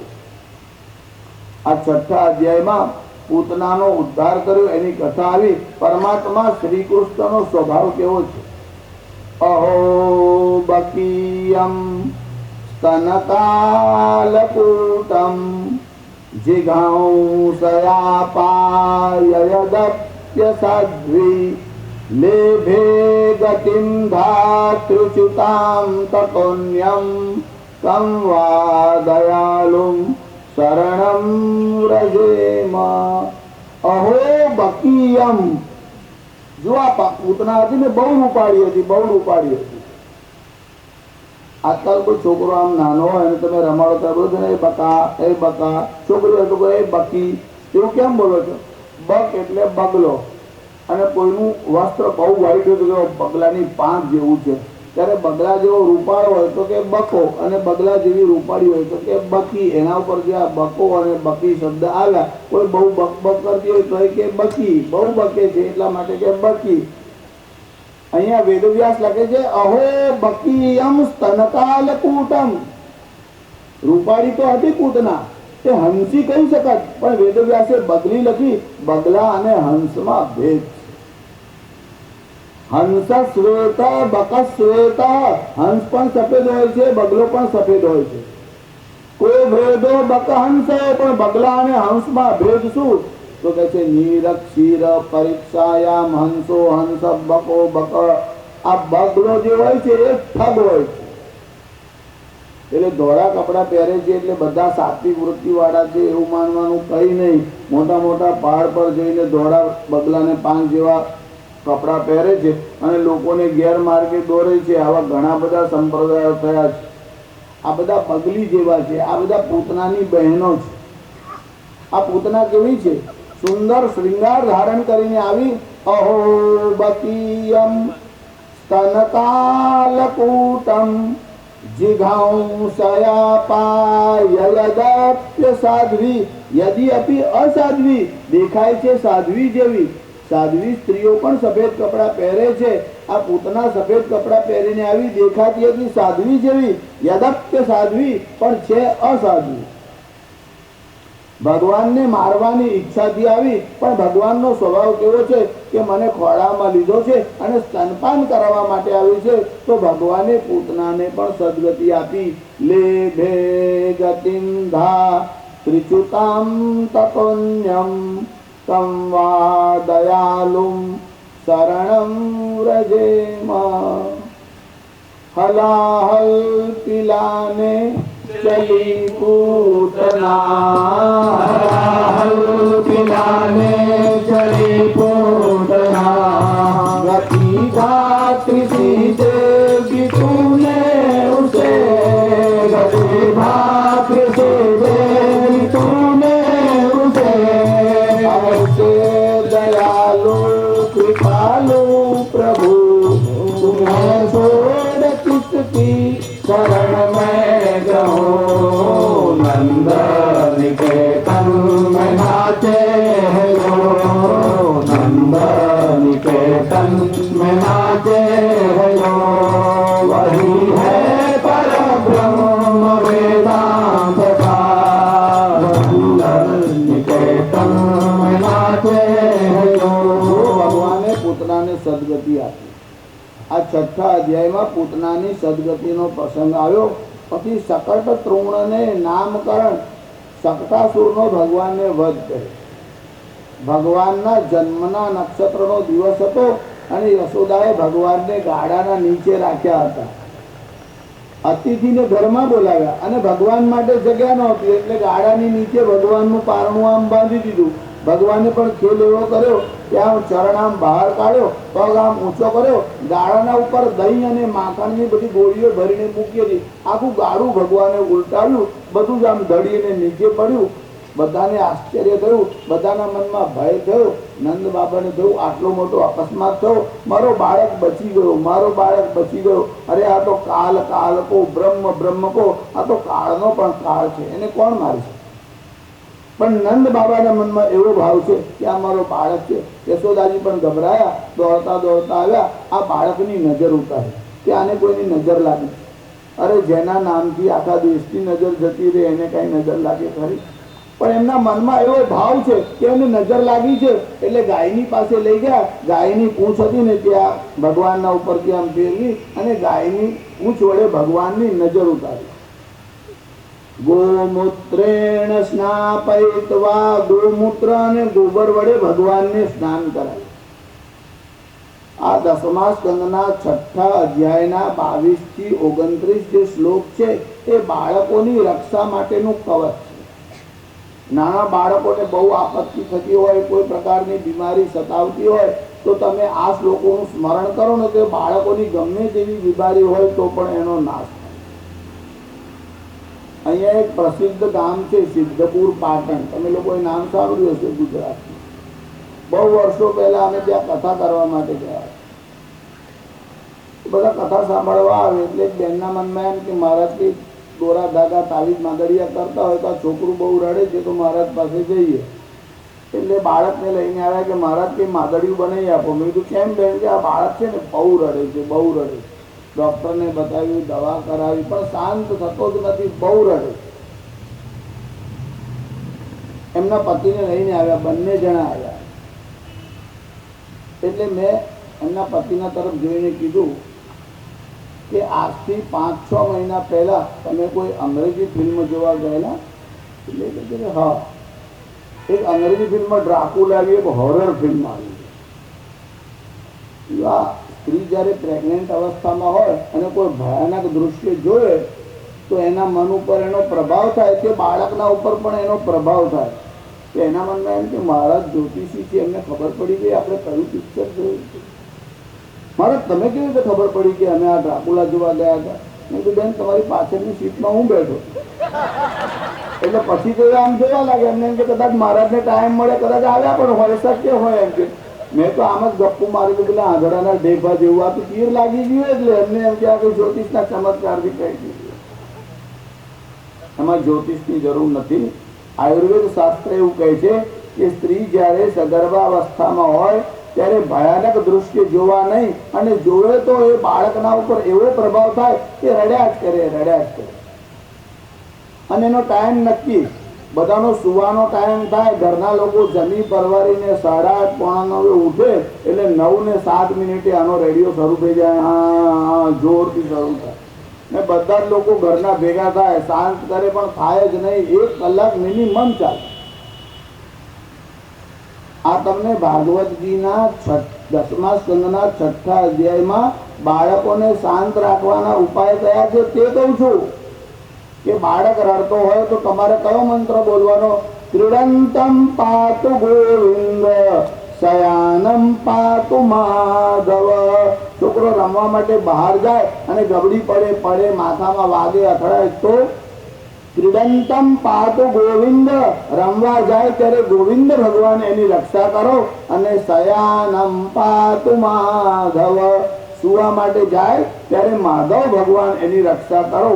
એટલે મેં કીધું આ બાળક જ્યારે સૂઈ જાય ત્યારે એના શરીરથી 1 વેંત એટલે 12 આંગળ ઊંચાઈ ઉપર તમારો હાથ રાખવાનો અને માથાથી પગ તરફ આમ હાથ લઈ જવાનો અને તમારે માધવાય નમઃ, માધવાય નમઃ એવું 108 વાર બોલવાનું. એટલે આ બેન તો કથામાંથી ઘેર ગયા. રાત્રે 9 ને 7 મિનિટનો સમય થયો એટલે આ બેન, એમના પતિ, એમના દિયર, એમના દેરાણી, એમના જેઠ, એમના જેઠાણી, એમના સાસુ, એમના સસરા, ટૂંકા જેટલા પરિવારમાં હતા એમના નણંદ આવેલા હતા. એટલે એમના નણંદ, એમના નણંદોય આ 12 જણા ત્યાં બેઠા અને માધવાય નમઃ એટલા જોરથી રાડો પાડે, બાજુવાળાના છોકરા જાગી જાય. તમારે ઘેર મંત્ર બોલવાનો પણ એવી રીતે નહીં બોલવાનો કે તમારા છોકરા સૂઈ જાય ને બાજુવાળાના જાગી. 3 મહિનાથી જે બાળક સૂતો નહોતો, એક જ દિવસના પ્રયોગથી આ બાળક સુવા લાગ્યો. જો નાના બાળકની બીમારીઓના એવા સરસ ઉપાય છે. તમને આ બધા શ્લોકો આવડે તો બોલો. ઇન્દ્રિયોમાં કઈ ગડબડ થાય, કર્મેન્દ્રિયોમાં, ઇન્દ્રિયાણી ઋષિકેશ, ઋષિકેશ ભગવાન બાળકની ઇન્દ્રિયોની રક્ષા કરે. પ્રાણ નારાયણો વતુ, નારાયણ ભગવાન એના પ્રાણની રક્ષા કરે. શ્વેતદ્વીપપતિશ્ચિત્તમ, જો કોઈ ઉંમરમાં મોટો થઈ ગયો હોય અને એને આ મંત્ર બોલવું હોય, એના ચિત્તમાં, મનમાં બહુ ખેદ રહેતો હોય, ચિત્ત સ્થિર ન રહેતું હોય તો એને આ શ્લોક બોલવાનો. શ્વેતદ્વીપપતિશ્ચિત્તમ મનોયોગેશ્વરો વતુ, મનમાં બહુ બેચેની થતી હોય તો યોગેશ્વર ભગવાન અમારી રક્ષા કરો એવો મંત્ર બોલવાનો. આ બાળકો માટેના પણ મંત્ર છે. મોટાઓ બોલે તો પણ લાભ થાય, બાળકો માટે એનો વિશેષ પ્રભાવ. આ બધા મંત્રો વડે ભગવાન શ્રી કૃષ્ણની નજર ઉતારી પછી ભગવાનના નામકરણ સંસ્કારનો વિધિ કરવાનો હતો. એટલે વસુદેવે ગર્ગાચાર્યને બોલાવ્યા. આ ગર્ગાચાર્ય જ્યોતિષ શાસ્ત્રના મહાન જ્ઞાતા. એમને ગર્ગ સંહિતા નામનો ગ્રંથ લખ્યો. એ એમના ગોર છે, કુલ ગુરુ છે. નામકરણ સંસ્કારનો વિધિ કરવા નંદ બાબાને ઘેર આવ્યા. જ્યાં નંદ બાબાને ઘેર આવ્યા બધા પ્રસન્ન થયા. કીધું આ બાળકોના નામકરણ સંસ્કારનો વિધિ કરવાનો છે. ગર્ગાચાર્ય કહ્યું જાહેરમાં કરીશું તો ગોત્રોચ્ચાર કરવો પડશે અને ગોત્ર બોલીશું એટલે આ જો CIDના માણસો ફરતા હશે કંસને સમાચાર આપશે કે આનું ગોત્ર તો આ છે, આ તો વસુદેવનો પુત્ર છે, તો આપત્તિ થશે. એટલે વાડામાં લઈ જઈને નામકરણ સંસ્કારનો વિધિ કરીએ. એટલે નંદ બાબાના વાડાના ભાગમાં ગયા, બાળકના નામકરણ સંસ્કારનો વિધિ કર્યો. નંદ બાબાને ત્યાં ગયા એટલે ભોજનની વ્યવસ્થા તો હોય પણ ગર્ગાચાર્ય ગમે તેના હાથની રસોઈ જમતા નહીં. સ્વયં પાકી હતા, પોતે જ રસોઈ બનાવે અને પોતાના હાથથી જમે. એટલે નંદ બાબાને કહ્યું કે મને સામગ્રી આપો, હું રસોઈ બનાવી લઈશ. યશોદાએ ઉદારતાથી બધી સામગ્રી આપી. ગર્ગાચાર્ય રસોઈ બનાવવા માટે બેઠા. ગર્ગાચાર્ય સામગ્રી તૈયાર કરી. રસોઈ તૈયાર થાય એટલે ભગવાનને ભોગ લગાડો અને પછી જમો. એટલે ગર્ગાચાર્ય ભગવાનને ભોગ લગાડવા હાથ જોડીને પ્રાર્થના કરી. ઇદમ વિષ્ણુર્વિચક્રમે ત્રેધાનિદરે આમ ભગવાનનું સ્મરણ કરવા લાગ્યા નાભ્યા આસિદંતરિક્ષ એમ મંત્ર જ્યાં બોલવા લાગ્યા શ્રી કૃષ્ણ રમતા હતા. મનમાં વિચાર આવ્યો, અરે આ બ્રાહ્મણ મને બોલાવે છે. આમ ઘૂંટણીએ પડતા ત્યાં આવ્યા, રસોઈમાં આમ હાથ નાખ્યો, ગર્ગાચાર્યની આંખ ખુલી, એકદમ ચીસ પાડી, યશોદે યશોદે આ બાળકને લઈ જા, આ બાળકે બધી રસોઈ બગાડી નાખી. યશોદા ભગવાનને ઉચકીને લઈ ગયા. ભગવાનને પૂછ્યું, અરે આવું કેમ કર્યું? આ બ્રાહ્મણ પોતે રસોઈ બનાવે છે, બીજાના હાથનું જમતા નથી, તું અંદર કેમ ગયો? શ્રી કૃષ્ણ કહેવા લાગ્યા, માં મને બોલાવતા. એટલે યશોદાએ જોયું ગર્ગાચાર્યના તરફ, પૂછ્યું, તમે બોલાવતા હતા? કે હું તો નારાયણનું સ્મરણ કરતો હતો. શ્રી કૃષ્ણ કહેવા લાગ્યા, માં એ વૈકુંઠનો નારાયણ તો હું જ છું. જો શ્રી કૃષ્ણ તો સાચું જ બોલે. યશોદાજીને હજુ પરિચય નથી. યશોદા એવું સમજે છે આ મારો બાળક છે, આ મારો લાલો છે. યશોદા કહે છે એવું ન બોલાય, એ તો વૈકુંઠના નારાયણને બોલાવે છે. શ્રી કૃષ્ણ કહેવા લાગ્યા, માં એ વૈકુંઠનો નારાયણ હું જ છું. યશોદાજી સમજાવીને લઈ ગયા. બ્રાહ્મણ દેવતાની માફી માગી કે આ બાળકે તમને પરેશાન કર્યા, બહુ મોડું થયું, લો આ સામગ્રી, ફરી રસોઈ બનાવો. ફરીવાર રસોઈ બનાવી, જ્યાં સ્મરણ કર્યું ફરી શ્રી કૃષ્ણ આવીને અડક્યા. હવે તો યશોદાજી સીધા લાકડી લઈને આવ્યા. શ્રી કૃષ્ણનો આમ કાન પકડી અને જમણા હાથથી લાકડી ઉપાડી ભય બતાવવા લાગ્યા, આ બ્રાહ્મણને વારવાર પરેશાન કરે છે. ભગવાને કીધું, માં એમાં મારો દોષ નથી. મૈયા મોહી જીનો દોષ લગાવે, બાર બાર યહ મોહી બોલાવે. જે મારા પર દોષારોપણ કરે છે એ જ પાછો મને બોલાવે છે. જેટલી વાર થાળ ધરાવે એટલી વાર ઠાકોરજીનું સ્મરણ કરે છે કે મૈયા મોહીજીનો દોષ લગાવે, બાર બાર યહ મોહી બોલાવે. હાથ જોડકર કહે પ્રભુ અయ్યો, ખીર ખાડકો ભોજન ખૈયો, તબ મેં રહે ન શકું. પછી મારથી રહેવાય નહીં. એમાં કપિલા ગાયનું દૂધ હોય, કેસર અને સાકર એમાં નાખેલા હોય, બદામ અને પિસ્તા ઘૂંટેલા હોય, અને એમાં બ્રાહ્મણ દેવતાનો પ્રેમ અને એનો પવિત્ર હાથ લાગ્યો, મારાથી રહેવાય કેમ? खीर खाड़ को भोजन खइयो, तब मैं रह न सकूं उठ धाऊ, याको दिन हो भोजन पाऊ. सुनत गूढ़ मृदु हरि के बचना, खुल गए विप्र हृदय के नैना. અને ગર્ગાચાર્ય તો મહાન ઋષિ હતા, એના અંતરચક્ષુ ખુલી ગયા. મનમાં વિચાર આવ્યો કે જેનું વેદાંતમાં વર્ણન છે કે આ નિર્ગુણ નિરાકાર છે, એ જ સગુણ સાકાર થઈ અને નંદ બાબાના ઘરમાં આવ્યા છે કે નંદ નિકેતન में नाचे है जो, नंद निकेतन में नाचे है जो, वही है परब्रह्म वेदांत का. नंद निकेतन में नाचे है जो, नंद निकेतन में नाचे है जो. कहे वेद तू तो खाता नहीं, कहे वेद तू तो खाता नहीं. चुराते तू नवनीत खाता रहा, चुराते तू नवनीत खाता रहा. बंधन में माया के बंधता नहीं, बंधन के माया में बंधता नहीं. फिर भी यशोदा ने बांधा तुझे, नंद निकेतन में नाचे जो, नंद निकेतन में नाचे जो. श्री भागवत भगवान की. આ ગર્ગાચાર્ય ભગવાનના નામકરણ સંસ્કારનો વિધિ કર્યો. કહ્યું આ જે બાળક છે એટલે બલરામની વાત કરી, આનામાં બળ બહુ હશે, એનું નામ બલરામ થશે, એનું બીજું નામ સંકર્ષણ થશે. અને આ જે નાનો છે કરસતી આકર્ષતી ઇતિ કૃષ્ણ, સમસ્ત જીવોને પોતાની તરફ આકર્ષી લેશે, એનું નામ કૃષ્ણ, એનું નામ દામોદર થશે, એનું નામ નટવર થશે.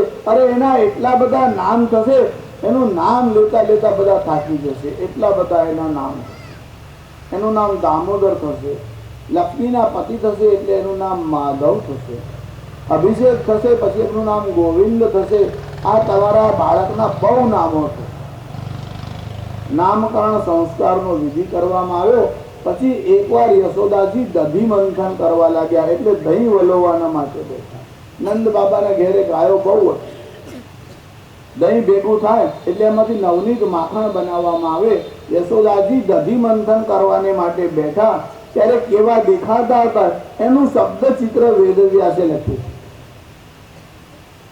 સૌમમ વાસ પૃથુકટી તટે બિભ્રતિ સૂત્ર નદ્ધમ પુત્ર સ્નેહ સ્નુત કુચયુગમ જાતકમ પંચ શુભ્રુ. જો ભાઈ આવા બધા શ્લોક બોલતો બેસું તો ત્યાં ભાગવતજીમાં તો 18,000 છે. મારાથી કોઈ વાર એવું થાય કે આટલો કહી દઉં, આ બહુ સરસ છે, આટલો કહી દઉં એટલે પાછું જેમ તમે કેમેરાથી આમ ફોટોગ્રાફ લો છો ને પછી સારું દ્રષ્ટિ જો તમારા મનમાં થાય આટલો ફોટો પાડી લો, આટલો ફોટો પાડી લો. એ રોલ ખરાબ થાય તો દબાય જ કરે, દબાય જ કરે. પણ આ તો રોલ જ પાર વગરનો જે ખરાબ થાય એવો છે જ નથી.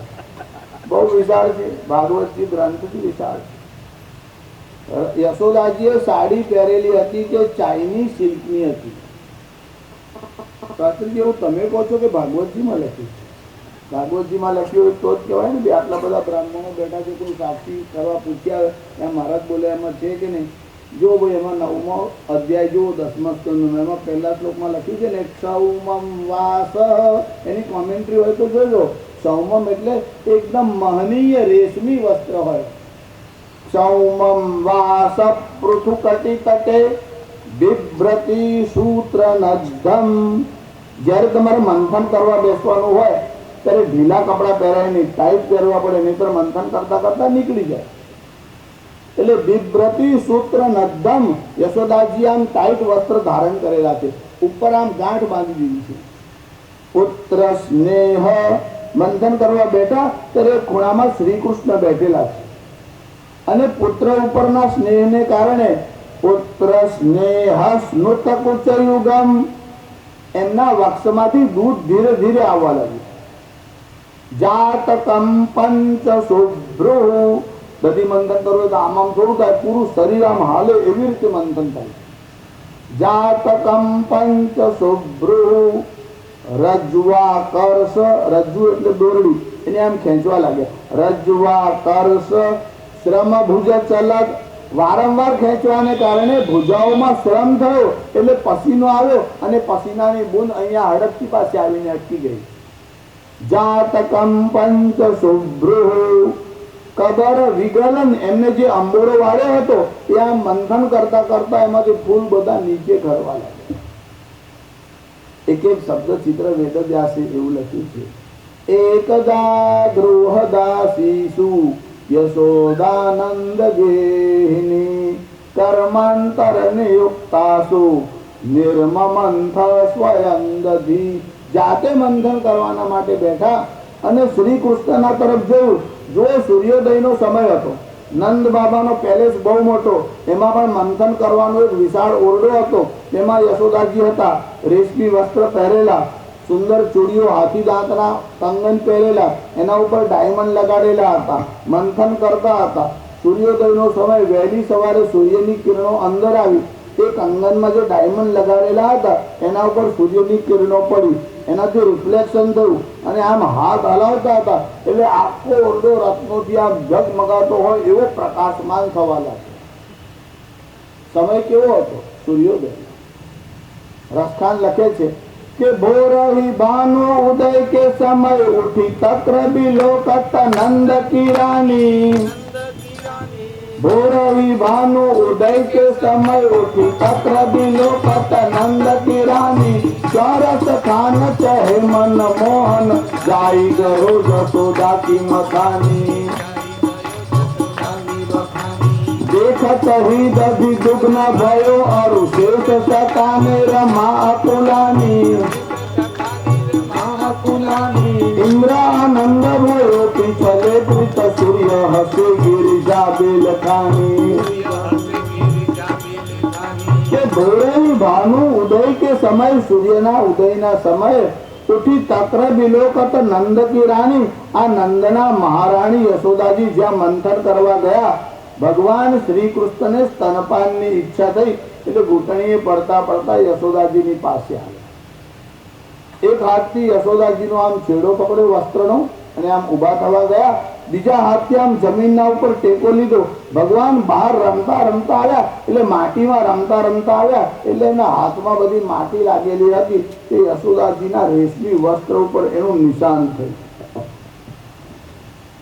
તમે છોકરાઓને સુંદર વસ્ત્ર પહેરો પણ રમવા જાય એટલે મેલા કરીને આવે, અને તમે બહુ કાળજી રાખો, છોકરાઓને ધમકાવો, પણ છોકરાઓ તો પાછા એના એ જ હોય. હજુ ભગવાનને સ્નાન કરાવીને મોકલ્યા, નવા વસ્ત્ર પહેરાવ્યા. શ્રી કૃષ્ણ ઘૂંટણીએ પડતા ત્યાં આવ્યા, યશોદાજીનું આમ વસ્ત્ર પકડ્યું. શ્રી કૃષ્ણનું શું કામ? આજકાલ પણ આવું બને ને, બાળકો ઘરમાં આમ રમતા હોય, છોકરો આમ ઘૂંટણીએ પડતા શીખ્યો. દાદા એકાઉન્ટનું કામ કરતા હતા, મુનિમનું કામ કરતા, એટલે પેલો ચોપડો હિસાબ લખતા હતા. પેલા જૂના કાળમાં છે ને પેલી પેન રાખતા હતા કિત્તાવાળી, એટલે એમાં લાલ સહી રાખે, કાળી સહીનો ખડીયો રાખે, પછી એમાં કિત્તો આમ બોળે, પછી આમ લખે. માર્ચ એન્ડિંગ હશે એટલે બધો હિસાબ કરવાનો, એટલે બધું ટોટલ કરીને ચોપડા આમ ક્લિયર કરતા હતા.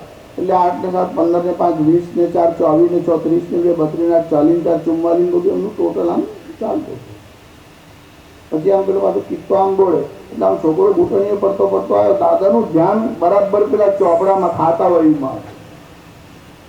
એને કહ્યું, દાદા મારે માટે તે રમકડું લાવ્યા છે. પેલો સહીનો ખડીયો હતો તે પકડીને આખો ને આખો જ આમ ઉલટો કર્યો.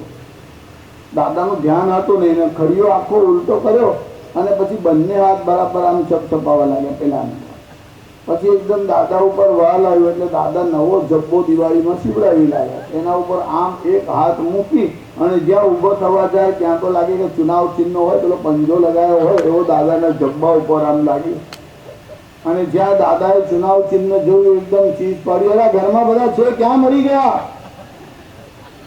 માર્ગ ફિરાય એટલે બહુ પ્રેમથી બોલે ને. આમ છોકરાની મમ્મી અંદર કામ કરતી હતી રસોઈમાં, અને આ એકાદશી હતી ને એટલે બધું ફરાળની બધી વસ્તુઓ બનાવતા હતા.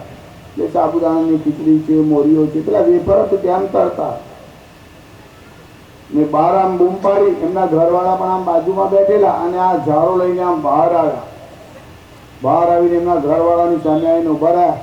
ક્યારના બેઠા છે, છોકરાને સંભાળતા નથી. રસોઈનું કામ મારે કરવાનું, ઘરનું કામ મારે કરવાનું, બહારનું કામ મારે કરવાનું. તમે તો લોકો કઈ કામના જ નહીં. અને પેલા છોકરાને જ્યાં દાદાએ ચીજ પાડી કે બધા ક્યાં મરી ગયા, છોકરાએ જે બાકીની સહી હતી ને તે ખડીયો નાખ્યો પેલા ખાતાવાળીની ઉપર, એટલે બધું ચીતરી નાખ્યું. દાદા ચીરાયો, એનો બાપ ચીરાયો, એટલે એની માં અંદરથી બહાર આવી.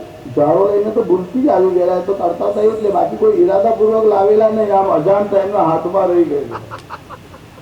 ને પછી આમ ઝાડો બાજુમાં મૂક્યો, અને પેલા છોકરાને આમ બંને હાથથી પકડ્યો, અને નટ્ટુ તારો બાપ તો ગાંડિયો છે, તારો બાપ તો ગાંડિયો. ને આ છોકરો થી આ મહામંત્ર સાંભળ્યો એટલે ચૂપ. આ જ મહામંત્ર, તારો બાપ ગાંડિયો કીધો કે ચૂપ. બાપના ગુનાનું વાય જાય તો કોને ના ગમે? બસ ઓલાને ગમે, બધાને ગમે. હવે નાનપણથી એને 50 વાર સાંભળ્યું હોય તારો બાપ ગાંડિયો છે, પછી મોટો થયા પછી કે પપ્પા દેવા તમને કઈ સમજણ તો પડતી નથી, કે ટ્રેનિંગ એની માએ જ આપી છે. આ તો પેલું ભૂલ કરી હોય ત્યારે ઓળખાય ના, પછી જરા ખીલે, મોટા થયા જરા ખીલે એટલે ખબર પડે, પછી જરા એમાં રંગ થાય વધારે પૂરાય.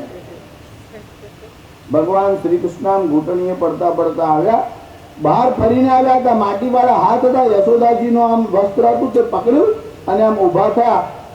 અને જે ગોળી હતી ને તેના અંદર ભગવાને દૃષ્ટિ કરી, એમાં દહીં હતું. જ્યાં ભગવાનની દૃષ્ટિ ગઈ કે દેખત દુગ ન ભયો અરુશેષ સકાને રમા અકુલાની. દહીંના મનમાં ભય થયો. કેમ થયો? કે આ ભગવાને દેવતાઓએ પહેલા સમુદ્રનું મંથન કર્યું હતું, ત્યારે મંથન કરે એટલે બધા હાડકા ભાગી નાખે, એટલે હવે દહીંની ખેર નથી. કે દેખત દુગ ન ભયો અરુશેષ સકાને. શેષનાગના મનમાં શંકા પડી કે સમુદ્ર મંથન કર્યું ત્યારે વાસુથી નાગનું દોરડું બનાવ્યું, હવે કદાચ મારું દોરડું બનાવ્યું તો મારા વાંસાના મણકા તૂટી જાય. તમારી જેવી આ કરોડરજ્જુ છે ને એવી સર્પના પણ વાંસાના મણકા હોય. એટલે ઘણીવાર સર્પને લોકો મારવા જાય ને તો પેલા મોઢા ઉપર લઠ મૂકે, પણ એવું ન કરાય. કોઈક વાર છટકી જાય તો ત્રાસ. પેલા તો મારવાની જરૂર જ નથી, સાપ કરડતો નથી, અને 90 કે 99% સાપ ઝેરી હોતા નથી. પણ એના વાંસાના મણકા પર પ્રહાર કરો તો એની ગતિ ઢીલી થઈ જાય, એટલે સાપ અને વીંછીથી કેવી રીતે સાવધાન રહેવાનું વેદમાં એનો પણ આખો એક સબ્જેક્ટ. અને આપણા વેદોના વિદ્વાન સાતવલેકરજી પારડીમાં હતા, હવે તેમનું શરીર છૂટી ગયા અને ઘણા વર્ષ થયા, પણ વેદો ઉપર એમને બહુ સરસ ભાષ્ય લખ્યા. ભગવાન શ્રી કૃષ્ણને જોયા અને જ્યાં ભગવાન શ્રી કૃષ્ણ નજીક આવ્યા, અંદર દૃષ્ટિ કરી દહીંના મનમાં જે છે તે શંકા પડી. શેષનાગને થયું કદાચ મારો ઉપયોગ કરશે તો ઇન્દ્ર આનંદ ભયે પીછલે પૂર્ત. દેવતાઓના મનમાં થયું, સમુદ્ર મંથન થયું ત્યારે અમૃત મળ્યું, હવે પાછું કઈ બીજું મળશે. સૂર્ય હસે ગિરિજા બિલખાની.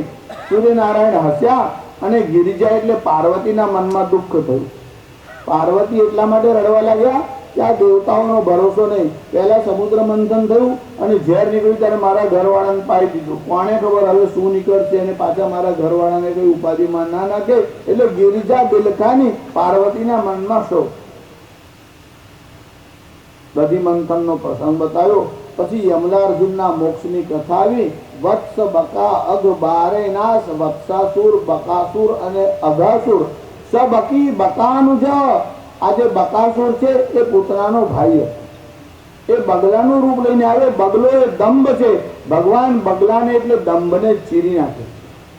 ભગવાને બકાસુર અને અઘાસુર, અઘ એટલે પાપ, આ અઘાસુર અને બકાસુરનો ભગવાને વધ કર્યો. પછી બ્રહ્માને પણ મોહ થયો. એકવાર ભગવાન ગોપ બાળકો સાથે વનમાં ગયા અને ભગવાન વન ભોજન લેતા હતા. પદ્મવ્યૂહ ભગવાને બનાવ્યો હતો. પદ્મવ્યૂહ એટલે શું? તમે લોકોએ કમળ જોયું હશે. આ કમળનો વચ્ચેનો દંડો આમ સીધો હોય, પછી જે પાંખડીઓ હોય ને એ ઉપર નીચે હોય, પણ એ બધી પેલા દંડાને સ્પર્શ કરતી હોય, એટલે વચ્ચે કમળનો જે નાળી હોય એને સ્પર્શ થતો હોય. એમ ભગવાન એક ટેકરી ઉપર વચ્ચે વચ્ચે બેઠા છે અને ગોપ બાળકો ચારે બાજુ પેલી કમળની પાંખડીઓ હોય એમ ભગવાનને સ્પર્શ કરીને બેઠા છે. એટલે ભગવાન પાસેથી કઈ પ્રસાદ લઈ શકાય અને આપી શકાય. ભગવાન પદ્મવ્યૂહ બનાવીને બેઠા. એમાં મધુમંગલ કરી અને પૂર્ણમાસીનો એક દીકરો તે સાંડિલ્ય ઋષિના પુત્ર હતા, એ ભગવાનની સાથે. આ ઋષિ હતા, પરમ પવિત્ર હતા, ઘરમાં કોઈ સંગ્રહ કરતા નહોતા, એટલે બીજા બધા બાળકો કંઈક ને કંઈક લઈને આવ્યા હતા. આ મધુમંગલે કહ્યું, ભગવાન અમારી સાથે વન ભોજનમાં આવવાના છે, મારી ઈચ્છા છે હું ભગવાન માટે કંઈ લઈ જઉં. પોતાની માને કહ્યું, ભગવાન માટે કઈ સામગ્રી લઈ જવી છે, મને કંઈક બનાવીને આપો. ઘરમાં કઈ હતું. એક છાશ થોડી પડેલી હતી. મનમાં વિચાર આવ્યો કે લાવ છાશ જ ભગવાનને માટે મોકલાવી આપું. એક માટીનો ઘડો લીધો, એમાં છાશ ભરી મનમાં વિચાર કર્યો કે આગલા દિવસની છે કદાચ ખાટી હશે, લાવ સર જીરા અને ઘીથી વઘાર કરું. એવો વિચાર તો આવ્યો, પણ ઘરમાં ઘી નહોતું. આમને આમ જ કેવળ મીઠું નાખી અને મધુમંગલના હાથમાં. ભગવાન તમારી સંપત્તિ જોતા જ નથી. કેવળ છાસનો ઘડો આ બ્રાહ્મણના હાથમાં હતો. મધુમંગલ છાસનો ઘડો લઈને બેઠો હતો. જો બીજા ગોપ બાળકો કોઈ માખણ લઈને આવ્યા, કોઈ મિશ્રી લઈને આવ્યા, જુદી જુદી વાનગીઓ બધા લઈને આવ્યા, આની પાસે માત્ર છાસ હતી. એટલે ઘડો આમ સંતાડીને રાખ્યો. ભગવાનથી સંતાડીને કોણ રહી શકે? ક્યાં સુધી રહી શકે? ભગવાનનું ધ્યાન ગયું. મધુમંગલના તરફ ગયું. કીધું, પૂર્ણમાસીએ મારા માટે કંઈ મોકલાવ્યું લાગે છે. આના મનમાં સંકોચ થયો. ખાટી છાશ આપીશ, ભગવાનનું મોઢું બગડશે. ઘડો આમ સંતાડવા લાગ્યો. ભગવાને આમ ઘડો પકડીને ખેંચવા માંડ્યો. એના મનમાં થયું, આ છાશ ભગવાનને લાયક નથી, ભગવાનને ના આપું, કેમ કે ભગવાનને આપવા જેવી નથી. એટલે જલ્દી લઈને પોતે આમ પીવા લાગ્યો કે ભગવાન ચાખે તો ખબર પડે ખાટી છે, એના કરતા હું જ જલ્દી જલ્દી પી જાઉં. એટલા ઉતાવળે પીવા લાગ્યો. જલ્દી જલ્દી ઘડો આમ ઊંચો કર્યો. છાસના આમ રેલા બહાર ચાલવા લાગ્યા. પરમાત્માને ભૂખ લાગતી જ નથી. પરમાત્મા કેવળ પ્રેમને વશ થઈને ખાય છે. આ મધુમંગલના મુખ પરથી છાસ વેરાવા લાગી કે ભગવાન આમ ચાટવા લાગ્યા. સ્વર્ગે લોકે, સ્વર્ગ લોકમાં બ્રહ્મા બેઠા હતા, તેને આ દૃશ્ય જોયું. એના મનમાં થયું કે આ નારાયણ છે, વિષ્ણુ છે, એ શ્રી કૃષ્ણ થઈને આવે છે. અરે નારાયણ આવા હોય, આ પેલા બ્રાહ્મણના મોઢા પરથી છાસ ચાટે છે. ના ના, આ ભગવાન હોઈ શકતા નથી. એવો વિચાર બ્રહ્માના મનમાં આવ્યો. અને ભગવાન જ્યાં ગોપ બાળકો સાથે વાછરડાઓને લઈને ગયા હતા, બ્રહ્મા બધા વાછરડાઓને હરીને લઈ ગયા. ભગવાને શું કર્યું? જેટલા વાછરડાઓ હતા તેટલા રૂપ ધારણ કર્યા. અને બ્રહ્મા જ્યાં વાછરડા ચોરીને બ્રહ્મલોકમાં જવા જાય ત્યાં ભગવાન બીજા સ્વરૂપે બ્રહ્મલોકમાં બેસી ગયા. સેવકોને બોલાવીને આજ્ઞા આપી, જુઓ આજકાલ એક નકલી બ્રહ્મા ફરે છે, અંદર આવે તો ઘૂસવા દેશો ને. હવે પેલા બ્રહ્મા આવવા માટે અંદર પ્રવેશ કરવા ગયા. ભગવાને લીલા એવી કરી, એક સ્વરૂપ બ્રહ્માનું લઈને બેઠા, કેટલાક ગાય અને વાછરડાઓના સ્વરૂપ ધારણ કર્યા અને બ્રહ્મા અંદર પ્રવેશ કરવા જાય એના જ નોકરો સેવકો કહેવા લાગે, બહાર ગયા બહાર, બ્રહ્મા તો અંદર છે.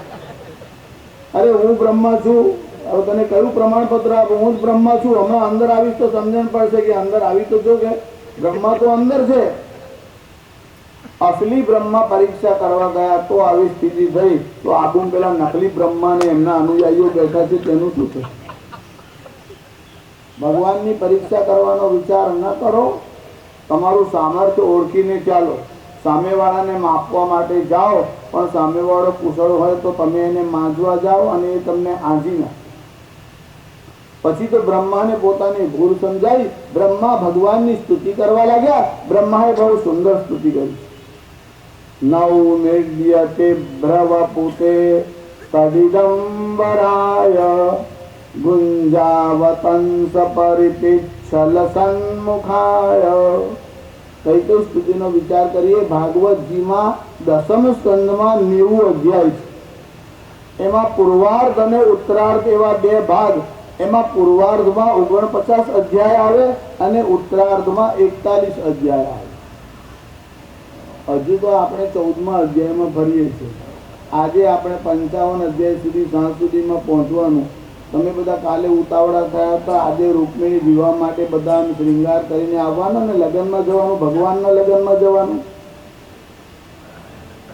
આ પેલા મોટા મોટા ડાઘિયાઓને પહેરાવા જાઓ છો ત્યારે આટલા બધા શ્રૃંગાર કરો છો, તો આ તો અનંત કોટી બ્રહ્માંડ નાયક, દીન બંધુ, દીનાનાથ, જગન્નાથ, કરુણા, વરુણાલય, પરમપિતા, પરમાત્મા, ભૂપતિ, ભુવનપતિ, છત્રપતિ, ધરાપતિ, રમાપતિ, માયાપતિ, લક્ષ્મીપતિ, દેવદેવ, નંદનંદન, એને પરણાવવા માટે જવાનું. અને તે પણ રૂકમિણી એટલે સાક્ષાત લક્ષ્મીજી સાથે ભગવાનનો વિવાહ છે.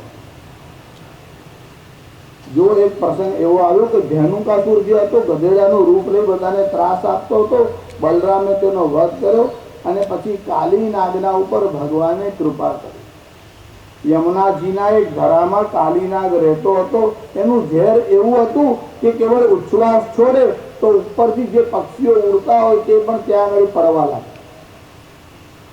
આજે પણ લોકો જળના બારામાં સાવધાન છે કે પ્રદૂષણ ન થાય, જળમાં શુદ્ધિ રહે. આ યમુનાનો ધરો છે એને શુદ્ધ કરવાનો હતો. ભગવાન કદંબના ઝાડ ઉપર ચડ્યા, ઉપરથી આમ કૂદકો માર્યો અને જ્યાં કાલી નાગ રહેતો હતો એના ધરામાં ભગવાન કૂદ્યા. ભગવાન કૂદીને અંદર આવ્યા એટલે નાગ પત્નીઓના મનમાં વિચાર આવ્યો, આ બાળક દેખાય છે બહુ સુંદર, અહીં ધરામાં આવ્યો છે, જો આ કાલી નાગ જાગી જશે તો અનર્થ થશે. એટલે ભગવાનને પ્રાર્થના કરીને કીધું કે તું કોણ છે, ક્યાંથી આવ્યો છે, કઈ વધારે તો નથી તારી માને કે અહીંયા મોકલી આપ્યો હોય તને? એટલે આ જળ છોડીને ચાલી જા, આ ધરામાં તારી રક્ષા થાય નહીં. એ જળ કમળ છાડી જાને બાળા, સ્વામી અમારો જાગશે, જાગશે તને મારશે મને, માર હત્યા લાગશે. જળ કમળ છાડી જાને બાળા. આ ધરો છોડીને ચાલી જા. રસ્તો ભૂલો પડ્યો એટલે અહીં આવ્યો, જાણી જો નહીં આવ્યો છે. ભગવાન કહે છે હું કઈ ભૂલો પડતો નથી, ભૂલો પડેલા ઠેકાણે લાવું છું. નથી રે નાગણ હું માર્ગ ભૂલ્યો, નથી મારા વેરીએ વળાવ્યો, મથુરા નગરીમાં જુગતું રમતા નાગનું શીશ હાર્યો. કેટલાક લોકો જન્માષ્ટમી દાડે જુગાર રમવા માટે બેસે. અન્ય ક્ષેત્રે કૃતમ પાપમ તીર્થ ક્ષેત્રે વિનશ્યતિ. જો તમે અન્ય ક્ષેત્રમાં પાપ કરો ને તો તીર્થમાં જાઓ તો એનો વિનાશ થાય. પણ તીર્થ ક્ષેત્રે કૃતમ પાપમ, જો તીર્થમાં પાપ કરો તો વજ્રલેપો ભવિષ્યતિ, એનો નાશ જ ન થાય. આડે દિવસે કદાચ જુગાર રમે તો બચી જાય, પણ જન્માષ્ટમીના આડે જુગાર રમે એનું કોઈ પ્રાયશ્ચિત ખરું? કેટલાક બધા બહુ કુશળ હોય, મને કે શાસ્ત્રીજી ભગવાન જાતે જુગાર રમેલા? મેં તો મહાભારતમાં વાંચ્યું નથી. તો કે તમને એડ્રેસ આપી દઉં કે એડ્રેસ આપી કોઈ ઠેકાણે જઈશું તો આપણે પૂછીશું. તો કે આમાં તો લખ્યું છે કે મથુરા નગરીમાં જુગટું રમતા નાગનું શીશ હાર્યો. એટલે મથુરા નગરીમાં રમેલા અને નાગનું માથું હારી ગયા. ભગવાન જુગાર રમતા હતા એવું ક્ષણભર માટે માની લો તો શાનાથી રમતા હતા? કે નાગના માથાથી. તું પેલા દેડકાથી ટ્રાય કર, પછી મોટા મોટા નાગનો ટ્રાય કરજે. નાના નાના ડેંડવા તો પકડાય નહીં. મંત્ર નહીં જાને બિच्छू और सांप के बिल में हाथ. વીછીનો મંત્ર ના આવડતો હોય સાપ પકડવા જાય તો શું થાય? ત્યારે ભગવાનનું નામ લે અને જુગાર રમવાના માટે જાય. આ મોટા લોકોની ડિક્શનરી બદલાઈ જાય છે. બાણ ભટ્ટ કહે છે કે આ ખોટું કામ કરશે અને પછી પાછા સમર્થન આપશે. કેવું? જૂતમ વિનોદયતી.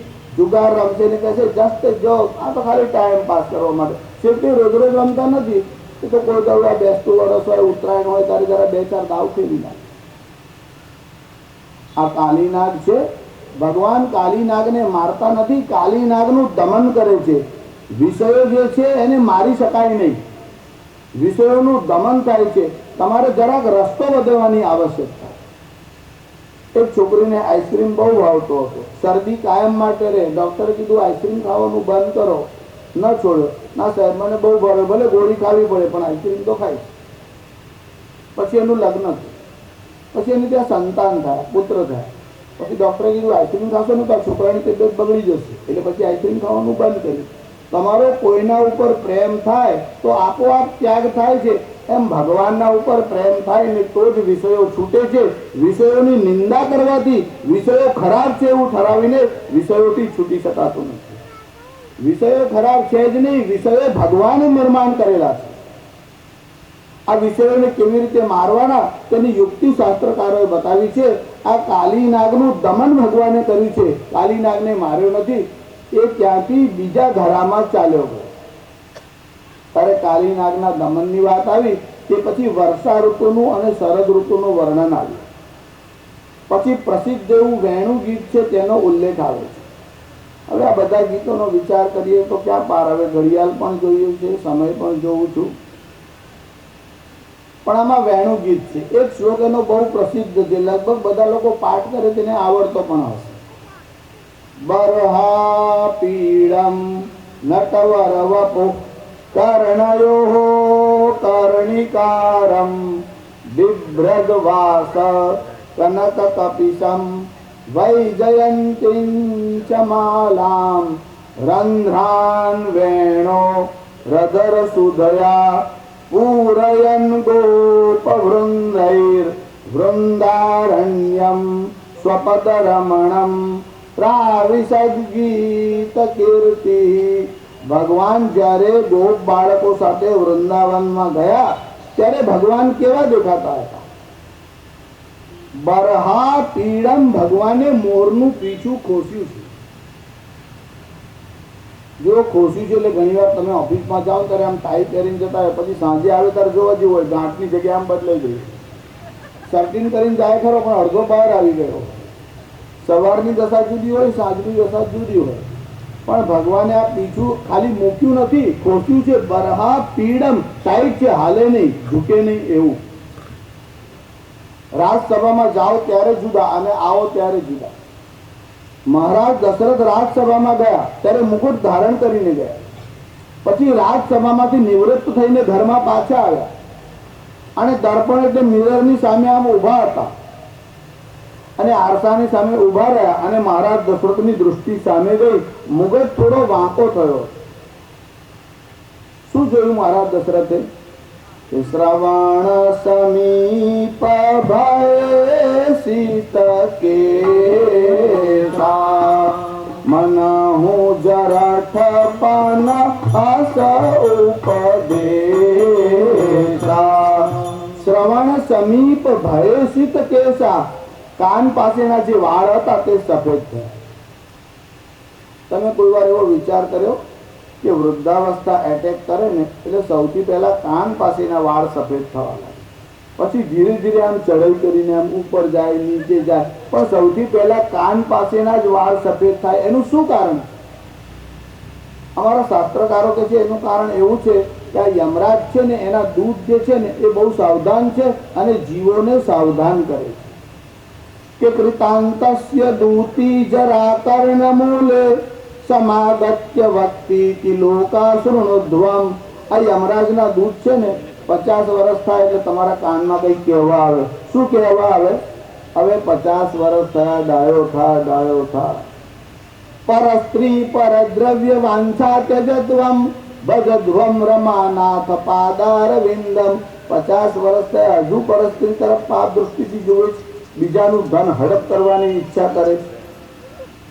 એટલે તમે ફલિતાર્થ એવો ન કાઢો કે 50 વર્ષ પહેલા તમને છૂટ છે. કમસે કમ 50 થયા, હવે તો ડાયો થા, પહેલાથી થાવ તો વધારે સારું. પણ જ્યારે યમના દૂત તમારા કાનમાં આવી જાય કહેતા હોય કે ભજોદ્વમ રમાનાથ પાદાર વિંદમ, ભગવાન વિષ્ણુના ચરણોનું સેવન કર, પણ એ જ્યારે બોલવા લાગે તો એની ફૂંક તમારા કાનમાં લાગે ને, એ જે વાળ ઉપર લાગે ને કેટલા સફેદ થાય, પછી ત્યાંથી ચડાઈની શરૂઆત થાય. એટલે આ સફેદ થવા લાગે ને એટલે સાવધાન થવાનું. થોડી હરામખોરી ઓછી કરો તોય સારું, ના છોડી દો તો કાંઈ નહીં. એટલે એવું ન કહેતા કે શાસ્ત્રીજીએ છોડવાની ના પાડી, ઓછી કરવાનું જ કીધું છે. પછી તમારી જવાબદારી ઓછી કરવાની અને ઉત્તરદાયિત્વ જેનું હોય તેને તમારે કામ સોંપતા જવાનું. એટલે તમારા ઉત્તરાધિકારીને ચાવીઓ સોંપી દેવાની. એટલે જે સાસુઓ આજે ચાવીઓ લઈને આવ્યા હશે એ ઘેર ગયા પછી વહુને આપશે કે મને 50 થઈ ગયા, ધોળા થઈ ગયા, મારા શ્રીએ કીધું આ તિજોરીની ચાવી આજથી પૂરા. જો તમે બધા ચાવી સોંપજો, મારી ના નથી, પણ કથા પૂરી થયા પછી કોઈ ફરિયાદ કરવા ના આવે. જો તમને ખાતરી હોય કે ચાવી આપ્યા પછી તમને ચાવી નહીં ચડાવે, ઘરવાળાને ચાવી નહીં ચડાવે તો જ ચાવીઓ સોંપજો, નહીં તો ચાવી સોંપ્યા પછી ત્રાસ કે મહારાજ ઉપાધિ ગાલીને ગયા એવું થાય. વેણુ ગીતનું વર્ણન કર્યું છે, વર્ષા ઋતુનું વર્ણન કર્યું છે ભાગવતજીમાં અને રામાયણમાં વાલ્મીકીએ ઋતુઓના વર્ણન કર્યા છે, ભાગવતજીમાં વેદવ્યાસે કર્યા છે. એ પછી એ બધામાંથી સાર લઈ અને તુલસીદાસજીએ માનસમાં ઋતુઓનું વર્ણન કર્યું છે. બહુ સુંદર તુલસીદાસજી લખે છે કે ઘન ગમંડ નભગર જત ઘોરા પ્રિયાહીન દરપત મન મોરા. નભગર જત ઘોરા પ્રિયાહીન દામિની દમ કરહન ધન માહી ખલકઈ પ્રીતિ જથા ચિર નાહી. બુંદ અઘાત સહ ગિરી કૈસે ખલકે બચન સંત સહ જૈસે. શુદ્ર નદી ભરી ચલિતો રાઈ જસ થોરે ધન ખલ ઇતરાઈ. ભૂમિ પરત ભાડાબર પાની જनु जीवही माया लपटानी. समिति समिति जल भरहु तयावा जिम सदगुण सज्जन पही आवा. सरिता जल जल निधि मह जाई होई अचल जीवी जिम हरि पाई. जो બહુ વિસ્તારથી તુલસીદાસજીએ લખ્યું છે, પણ આ વેદવ્યાસ અને વાલ્મીકીના વર્ણનનો પ્રભાવ ઋતુ સંહારમાં કાલિદાસના ઉપર દેખાય છે અને માનસમાં તુલસીદાસ ઉપર દેખાય છે. આગળના જે પ્રસંગ છે એમાં ગિરિરાજની કથા આવશે. એ મધ્યાહનના સેશનમાં આપણે મળીશું ત્યારે ગિરિરાજના વિષયમાં વિચાર કરીશું. ગોવર્ધન ગિરિરાજ ધરણ નમઃ પાર્વતી પદય હર હર મહાદેવ હર. MS યુનિવર્સિટીના પ્રોફેસર શ્રી જયદેવી જાની ભાગવતજી પર પુષ્પમાલા અર્પણ કરી પૂજ્યશ્રીના આશીર્વાદ ગ્રહણ કરશે. તેઓ અને આપણા સૌને આશીર્વાદના 2 શબ્દો કહેશે. જયદેવભાઈ જાની. જયદેવભાઈ જાની પણ MS યુનિવર્સિટીની સંસ્કૃત ફેકલ્ટી ખાતે ખૂબ ઉચ્ચ પદવી ધરાવે છે અને સંસ્કૃત વિષયમાં એમની ખૂબ જ ઊંડી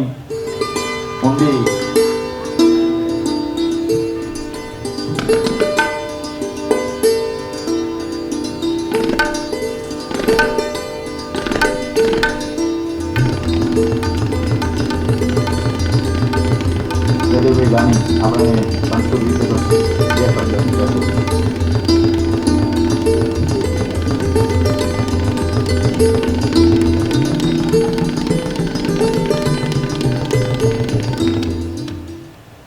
કૃષ્ણ કનૈયા લાલ કી જય. ભાઈએ ઓળખાણ તો બહુ મોટી આપી દીધી અને શાસ્ત્રીજીની ઉપસ્થિતિમાં મને ગભરામણ તો થાય, કારણ કે એ પંડિત છે ને હું ખંડિત છું. હવે બધા પ્રોફેસર એટલે ખંડ બુદ્ધિવાળા, એમને આખા શાસ્ત્રનું જ્ઞાન હોય, અમને શાસ્ત્રના એક એક બે ચેપ્ટરનું જ ખ્યાલ હોય. એટલે બધા પ્રોફેસર ને સ્કૂલ ટીચર અને હું પોતે પણ ખંડિત જ કહું. અમે બધા પંડિત થઈ જ ના શકીએ. જ્ઞાન હોવું એ જુદી વસ્તુ અને જ્ઞાન પચાવવું એ શાસ્ત્રીજીનું કામ છે, પંડિતનું કામ છે. તમે બધા આજના દિવસથી ભાગવતજીની કથા સાંભળો છો એટલે તમારા કાન તો પવિત્ર થઈ ગયા છે. જીભ પણ રોજ કૃષ્ણ કનૈયા લાલ કી જય બોલીને પણ પવિત્ર થઈ ગઈ છે. શાસ્ત્રીજીની કથા સાંભળીને કાન પવિત્ર થયા, મંત્ર બોલીને જીભ પવિત્ર થઈ અને હમણાં જ 5 મિનિટ પહેલા એમણે જેમ કહ્યું કે આ કથામાંથી કંઈક શીખીને મનમાં ઉતારીને ઘેર જઈને કરજો, એનાથી મન પવિત્ર થાય. શાસ્ત્રો કહે છે કે જીહવા દગ્ધા પરાન્નેન, આપણી જીભ આજના જમાનામાં પરાન્ન એટલે પારકાનું અન્ન થઈને બળી ગઈ છે. મનોદગ્ધમ પરસ્ત્રીયા, મન પરસ્ત્રીના વિચારો કરીને બળી ગયું. હસ્તો દગ્ધ પરસ્વેન, આપણા હાથ બીજાના પૈસા લઈને, ખૂંચવીને, આંચકીને, ચોરીને, કાં તો ગોલમાલ કરીને હાથ પણ બળી ગયા છે. હવે ભગવાનનું નામ સ્મરણ કરવા માટે, ભગવાનની પૂજા કરવા માટે હાથ તો જોઈએ, હાથ બળી ગયા છે. મંત્ર બોલવા માટે જીભ જોઈએ, જીભ પણ બળી ગઈ છે. અને ધ્યાન કરવા મન જોઈએ, મન બળી ગયું છે. તો શાસ્ત્ર કહે છે મંત્ર સિદ્ધિ કથમ ભવે, મંત્રો સિદ્ધ કેવી રીતે થાય? આપણી પૂજા શુદ્ધ થાય જ નહીં. અને એવામાં કલૌ કેશવ કીર્તનમ, એ વાક્ય દ્વારા આપણને વ્યાસ ભગવાને એક મોટો, જેને કહેવાય કે બાહેધરી આપી દીધી, એક બ્લેન્ક ચેક લખી આપ્યો કે આવું થયું હોય તો ચિંતા ના કરો, પણ કૃષ્ણ કીર્તન કરશો તો એનાથી તમારા આ બધા ત્રણેય કામ ના થઈ જાય. એટલે શાસ્ત્રીજીએ જે ઉપક્રમ કર્યો છે આપ સર્વે સાંભળ્યો છે.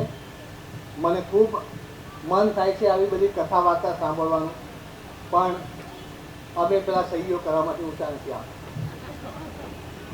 અમે કાગળ બગાડીએ. શાસ્ત્રી મહારાજ એમના ભગવતી પોથીના કાગળને શુદ્ધ કરે, આટલો ફરક. એટલે મારા જેવા માણસને અહીં બોલાયો, આપ સૌએ સાંભળ્યો, આપનો ખૂબ ખૂબ આભાર. કથા સારી રીતે પતે અને આપ સૌને સારા વિચારો મળે અને ઘર ઘરમાં સંદેશો ફેલાય અને ફરી આપણું ભારત રામાયણના કાળ જેવું ઉત્તમ થઈ જાય એવી શાસ્ત્રીજીના ચરણોમાં નમસ્કાર કહીને પ્રાર્થના કરું છું. સદગુરુદેવ કી જય.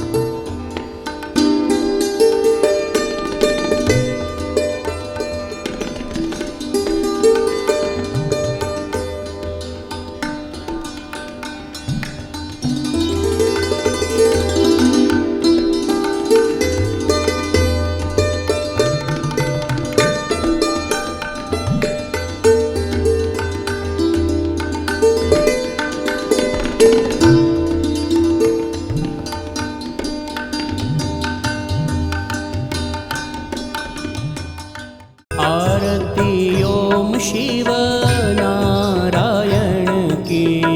आरती ओम शिव नारायण की। आरती ओम शिव नारायण की। आरती ओम शिव नारायण की। द्वैत निकंदन पावनकारी। द्वैत निकंदन पावनकारी। आरती ओम शिव नारायण की। आरती ओम शिव नारायण की।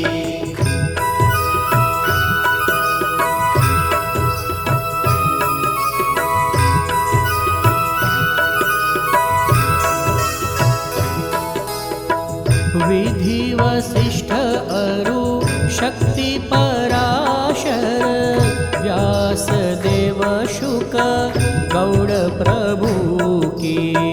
आरती ओम शिव नारायण की। आरती ओम शिव नारायण की।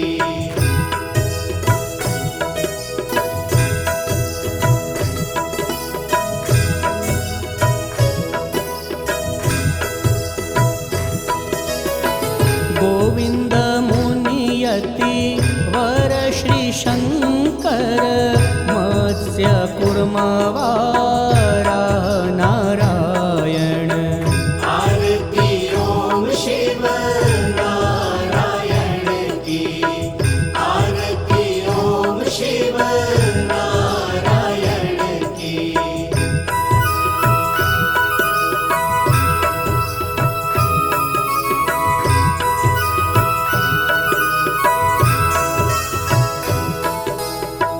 नरसिंह वामन भृगुनंदन की। राघव माधव दत्त प्रभु की। राघव माधव बुद्ध प्रभु की। आरती ओम शिव नारायण की। आरती ओम शिव नारायण की।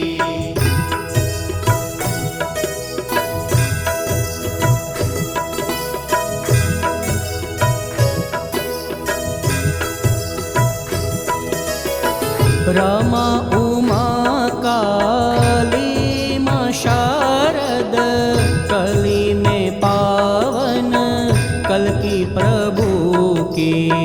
आरती ओम शिव नारायण की।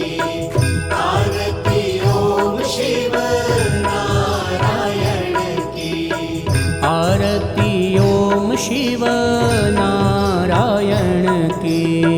द्वैत निकंदन पावनकारी। आरती ओम शिव नारायण की।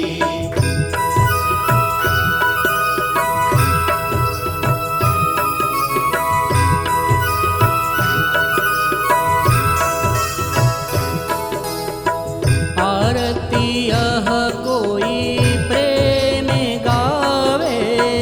आरती यह कोई भावे गावे। सोनर हरि पद भक्ति पावे। आरती ओम शिव नारायण की। आरती ओम शिव नारायण की। द्वैत निकंदन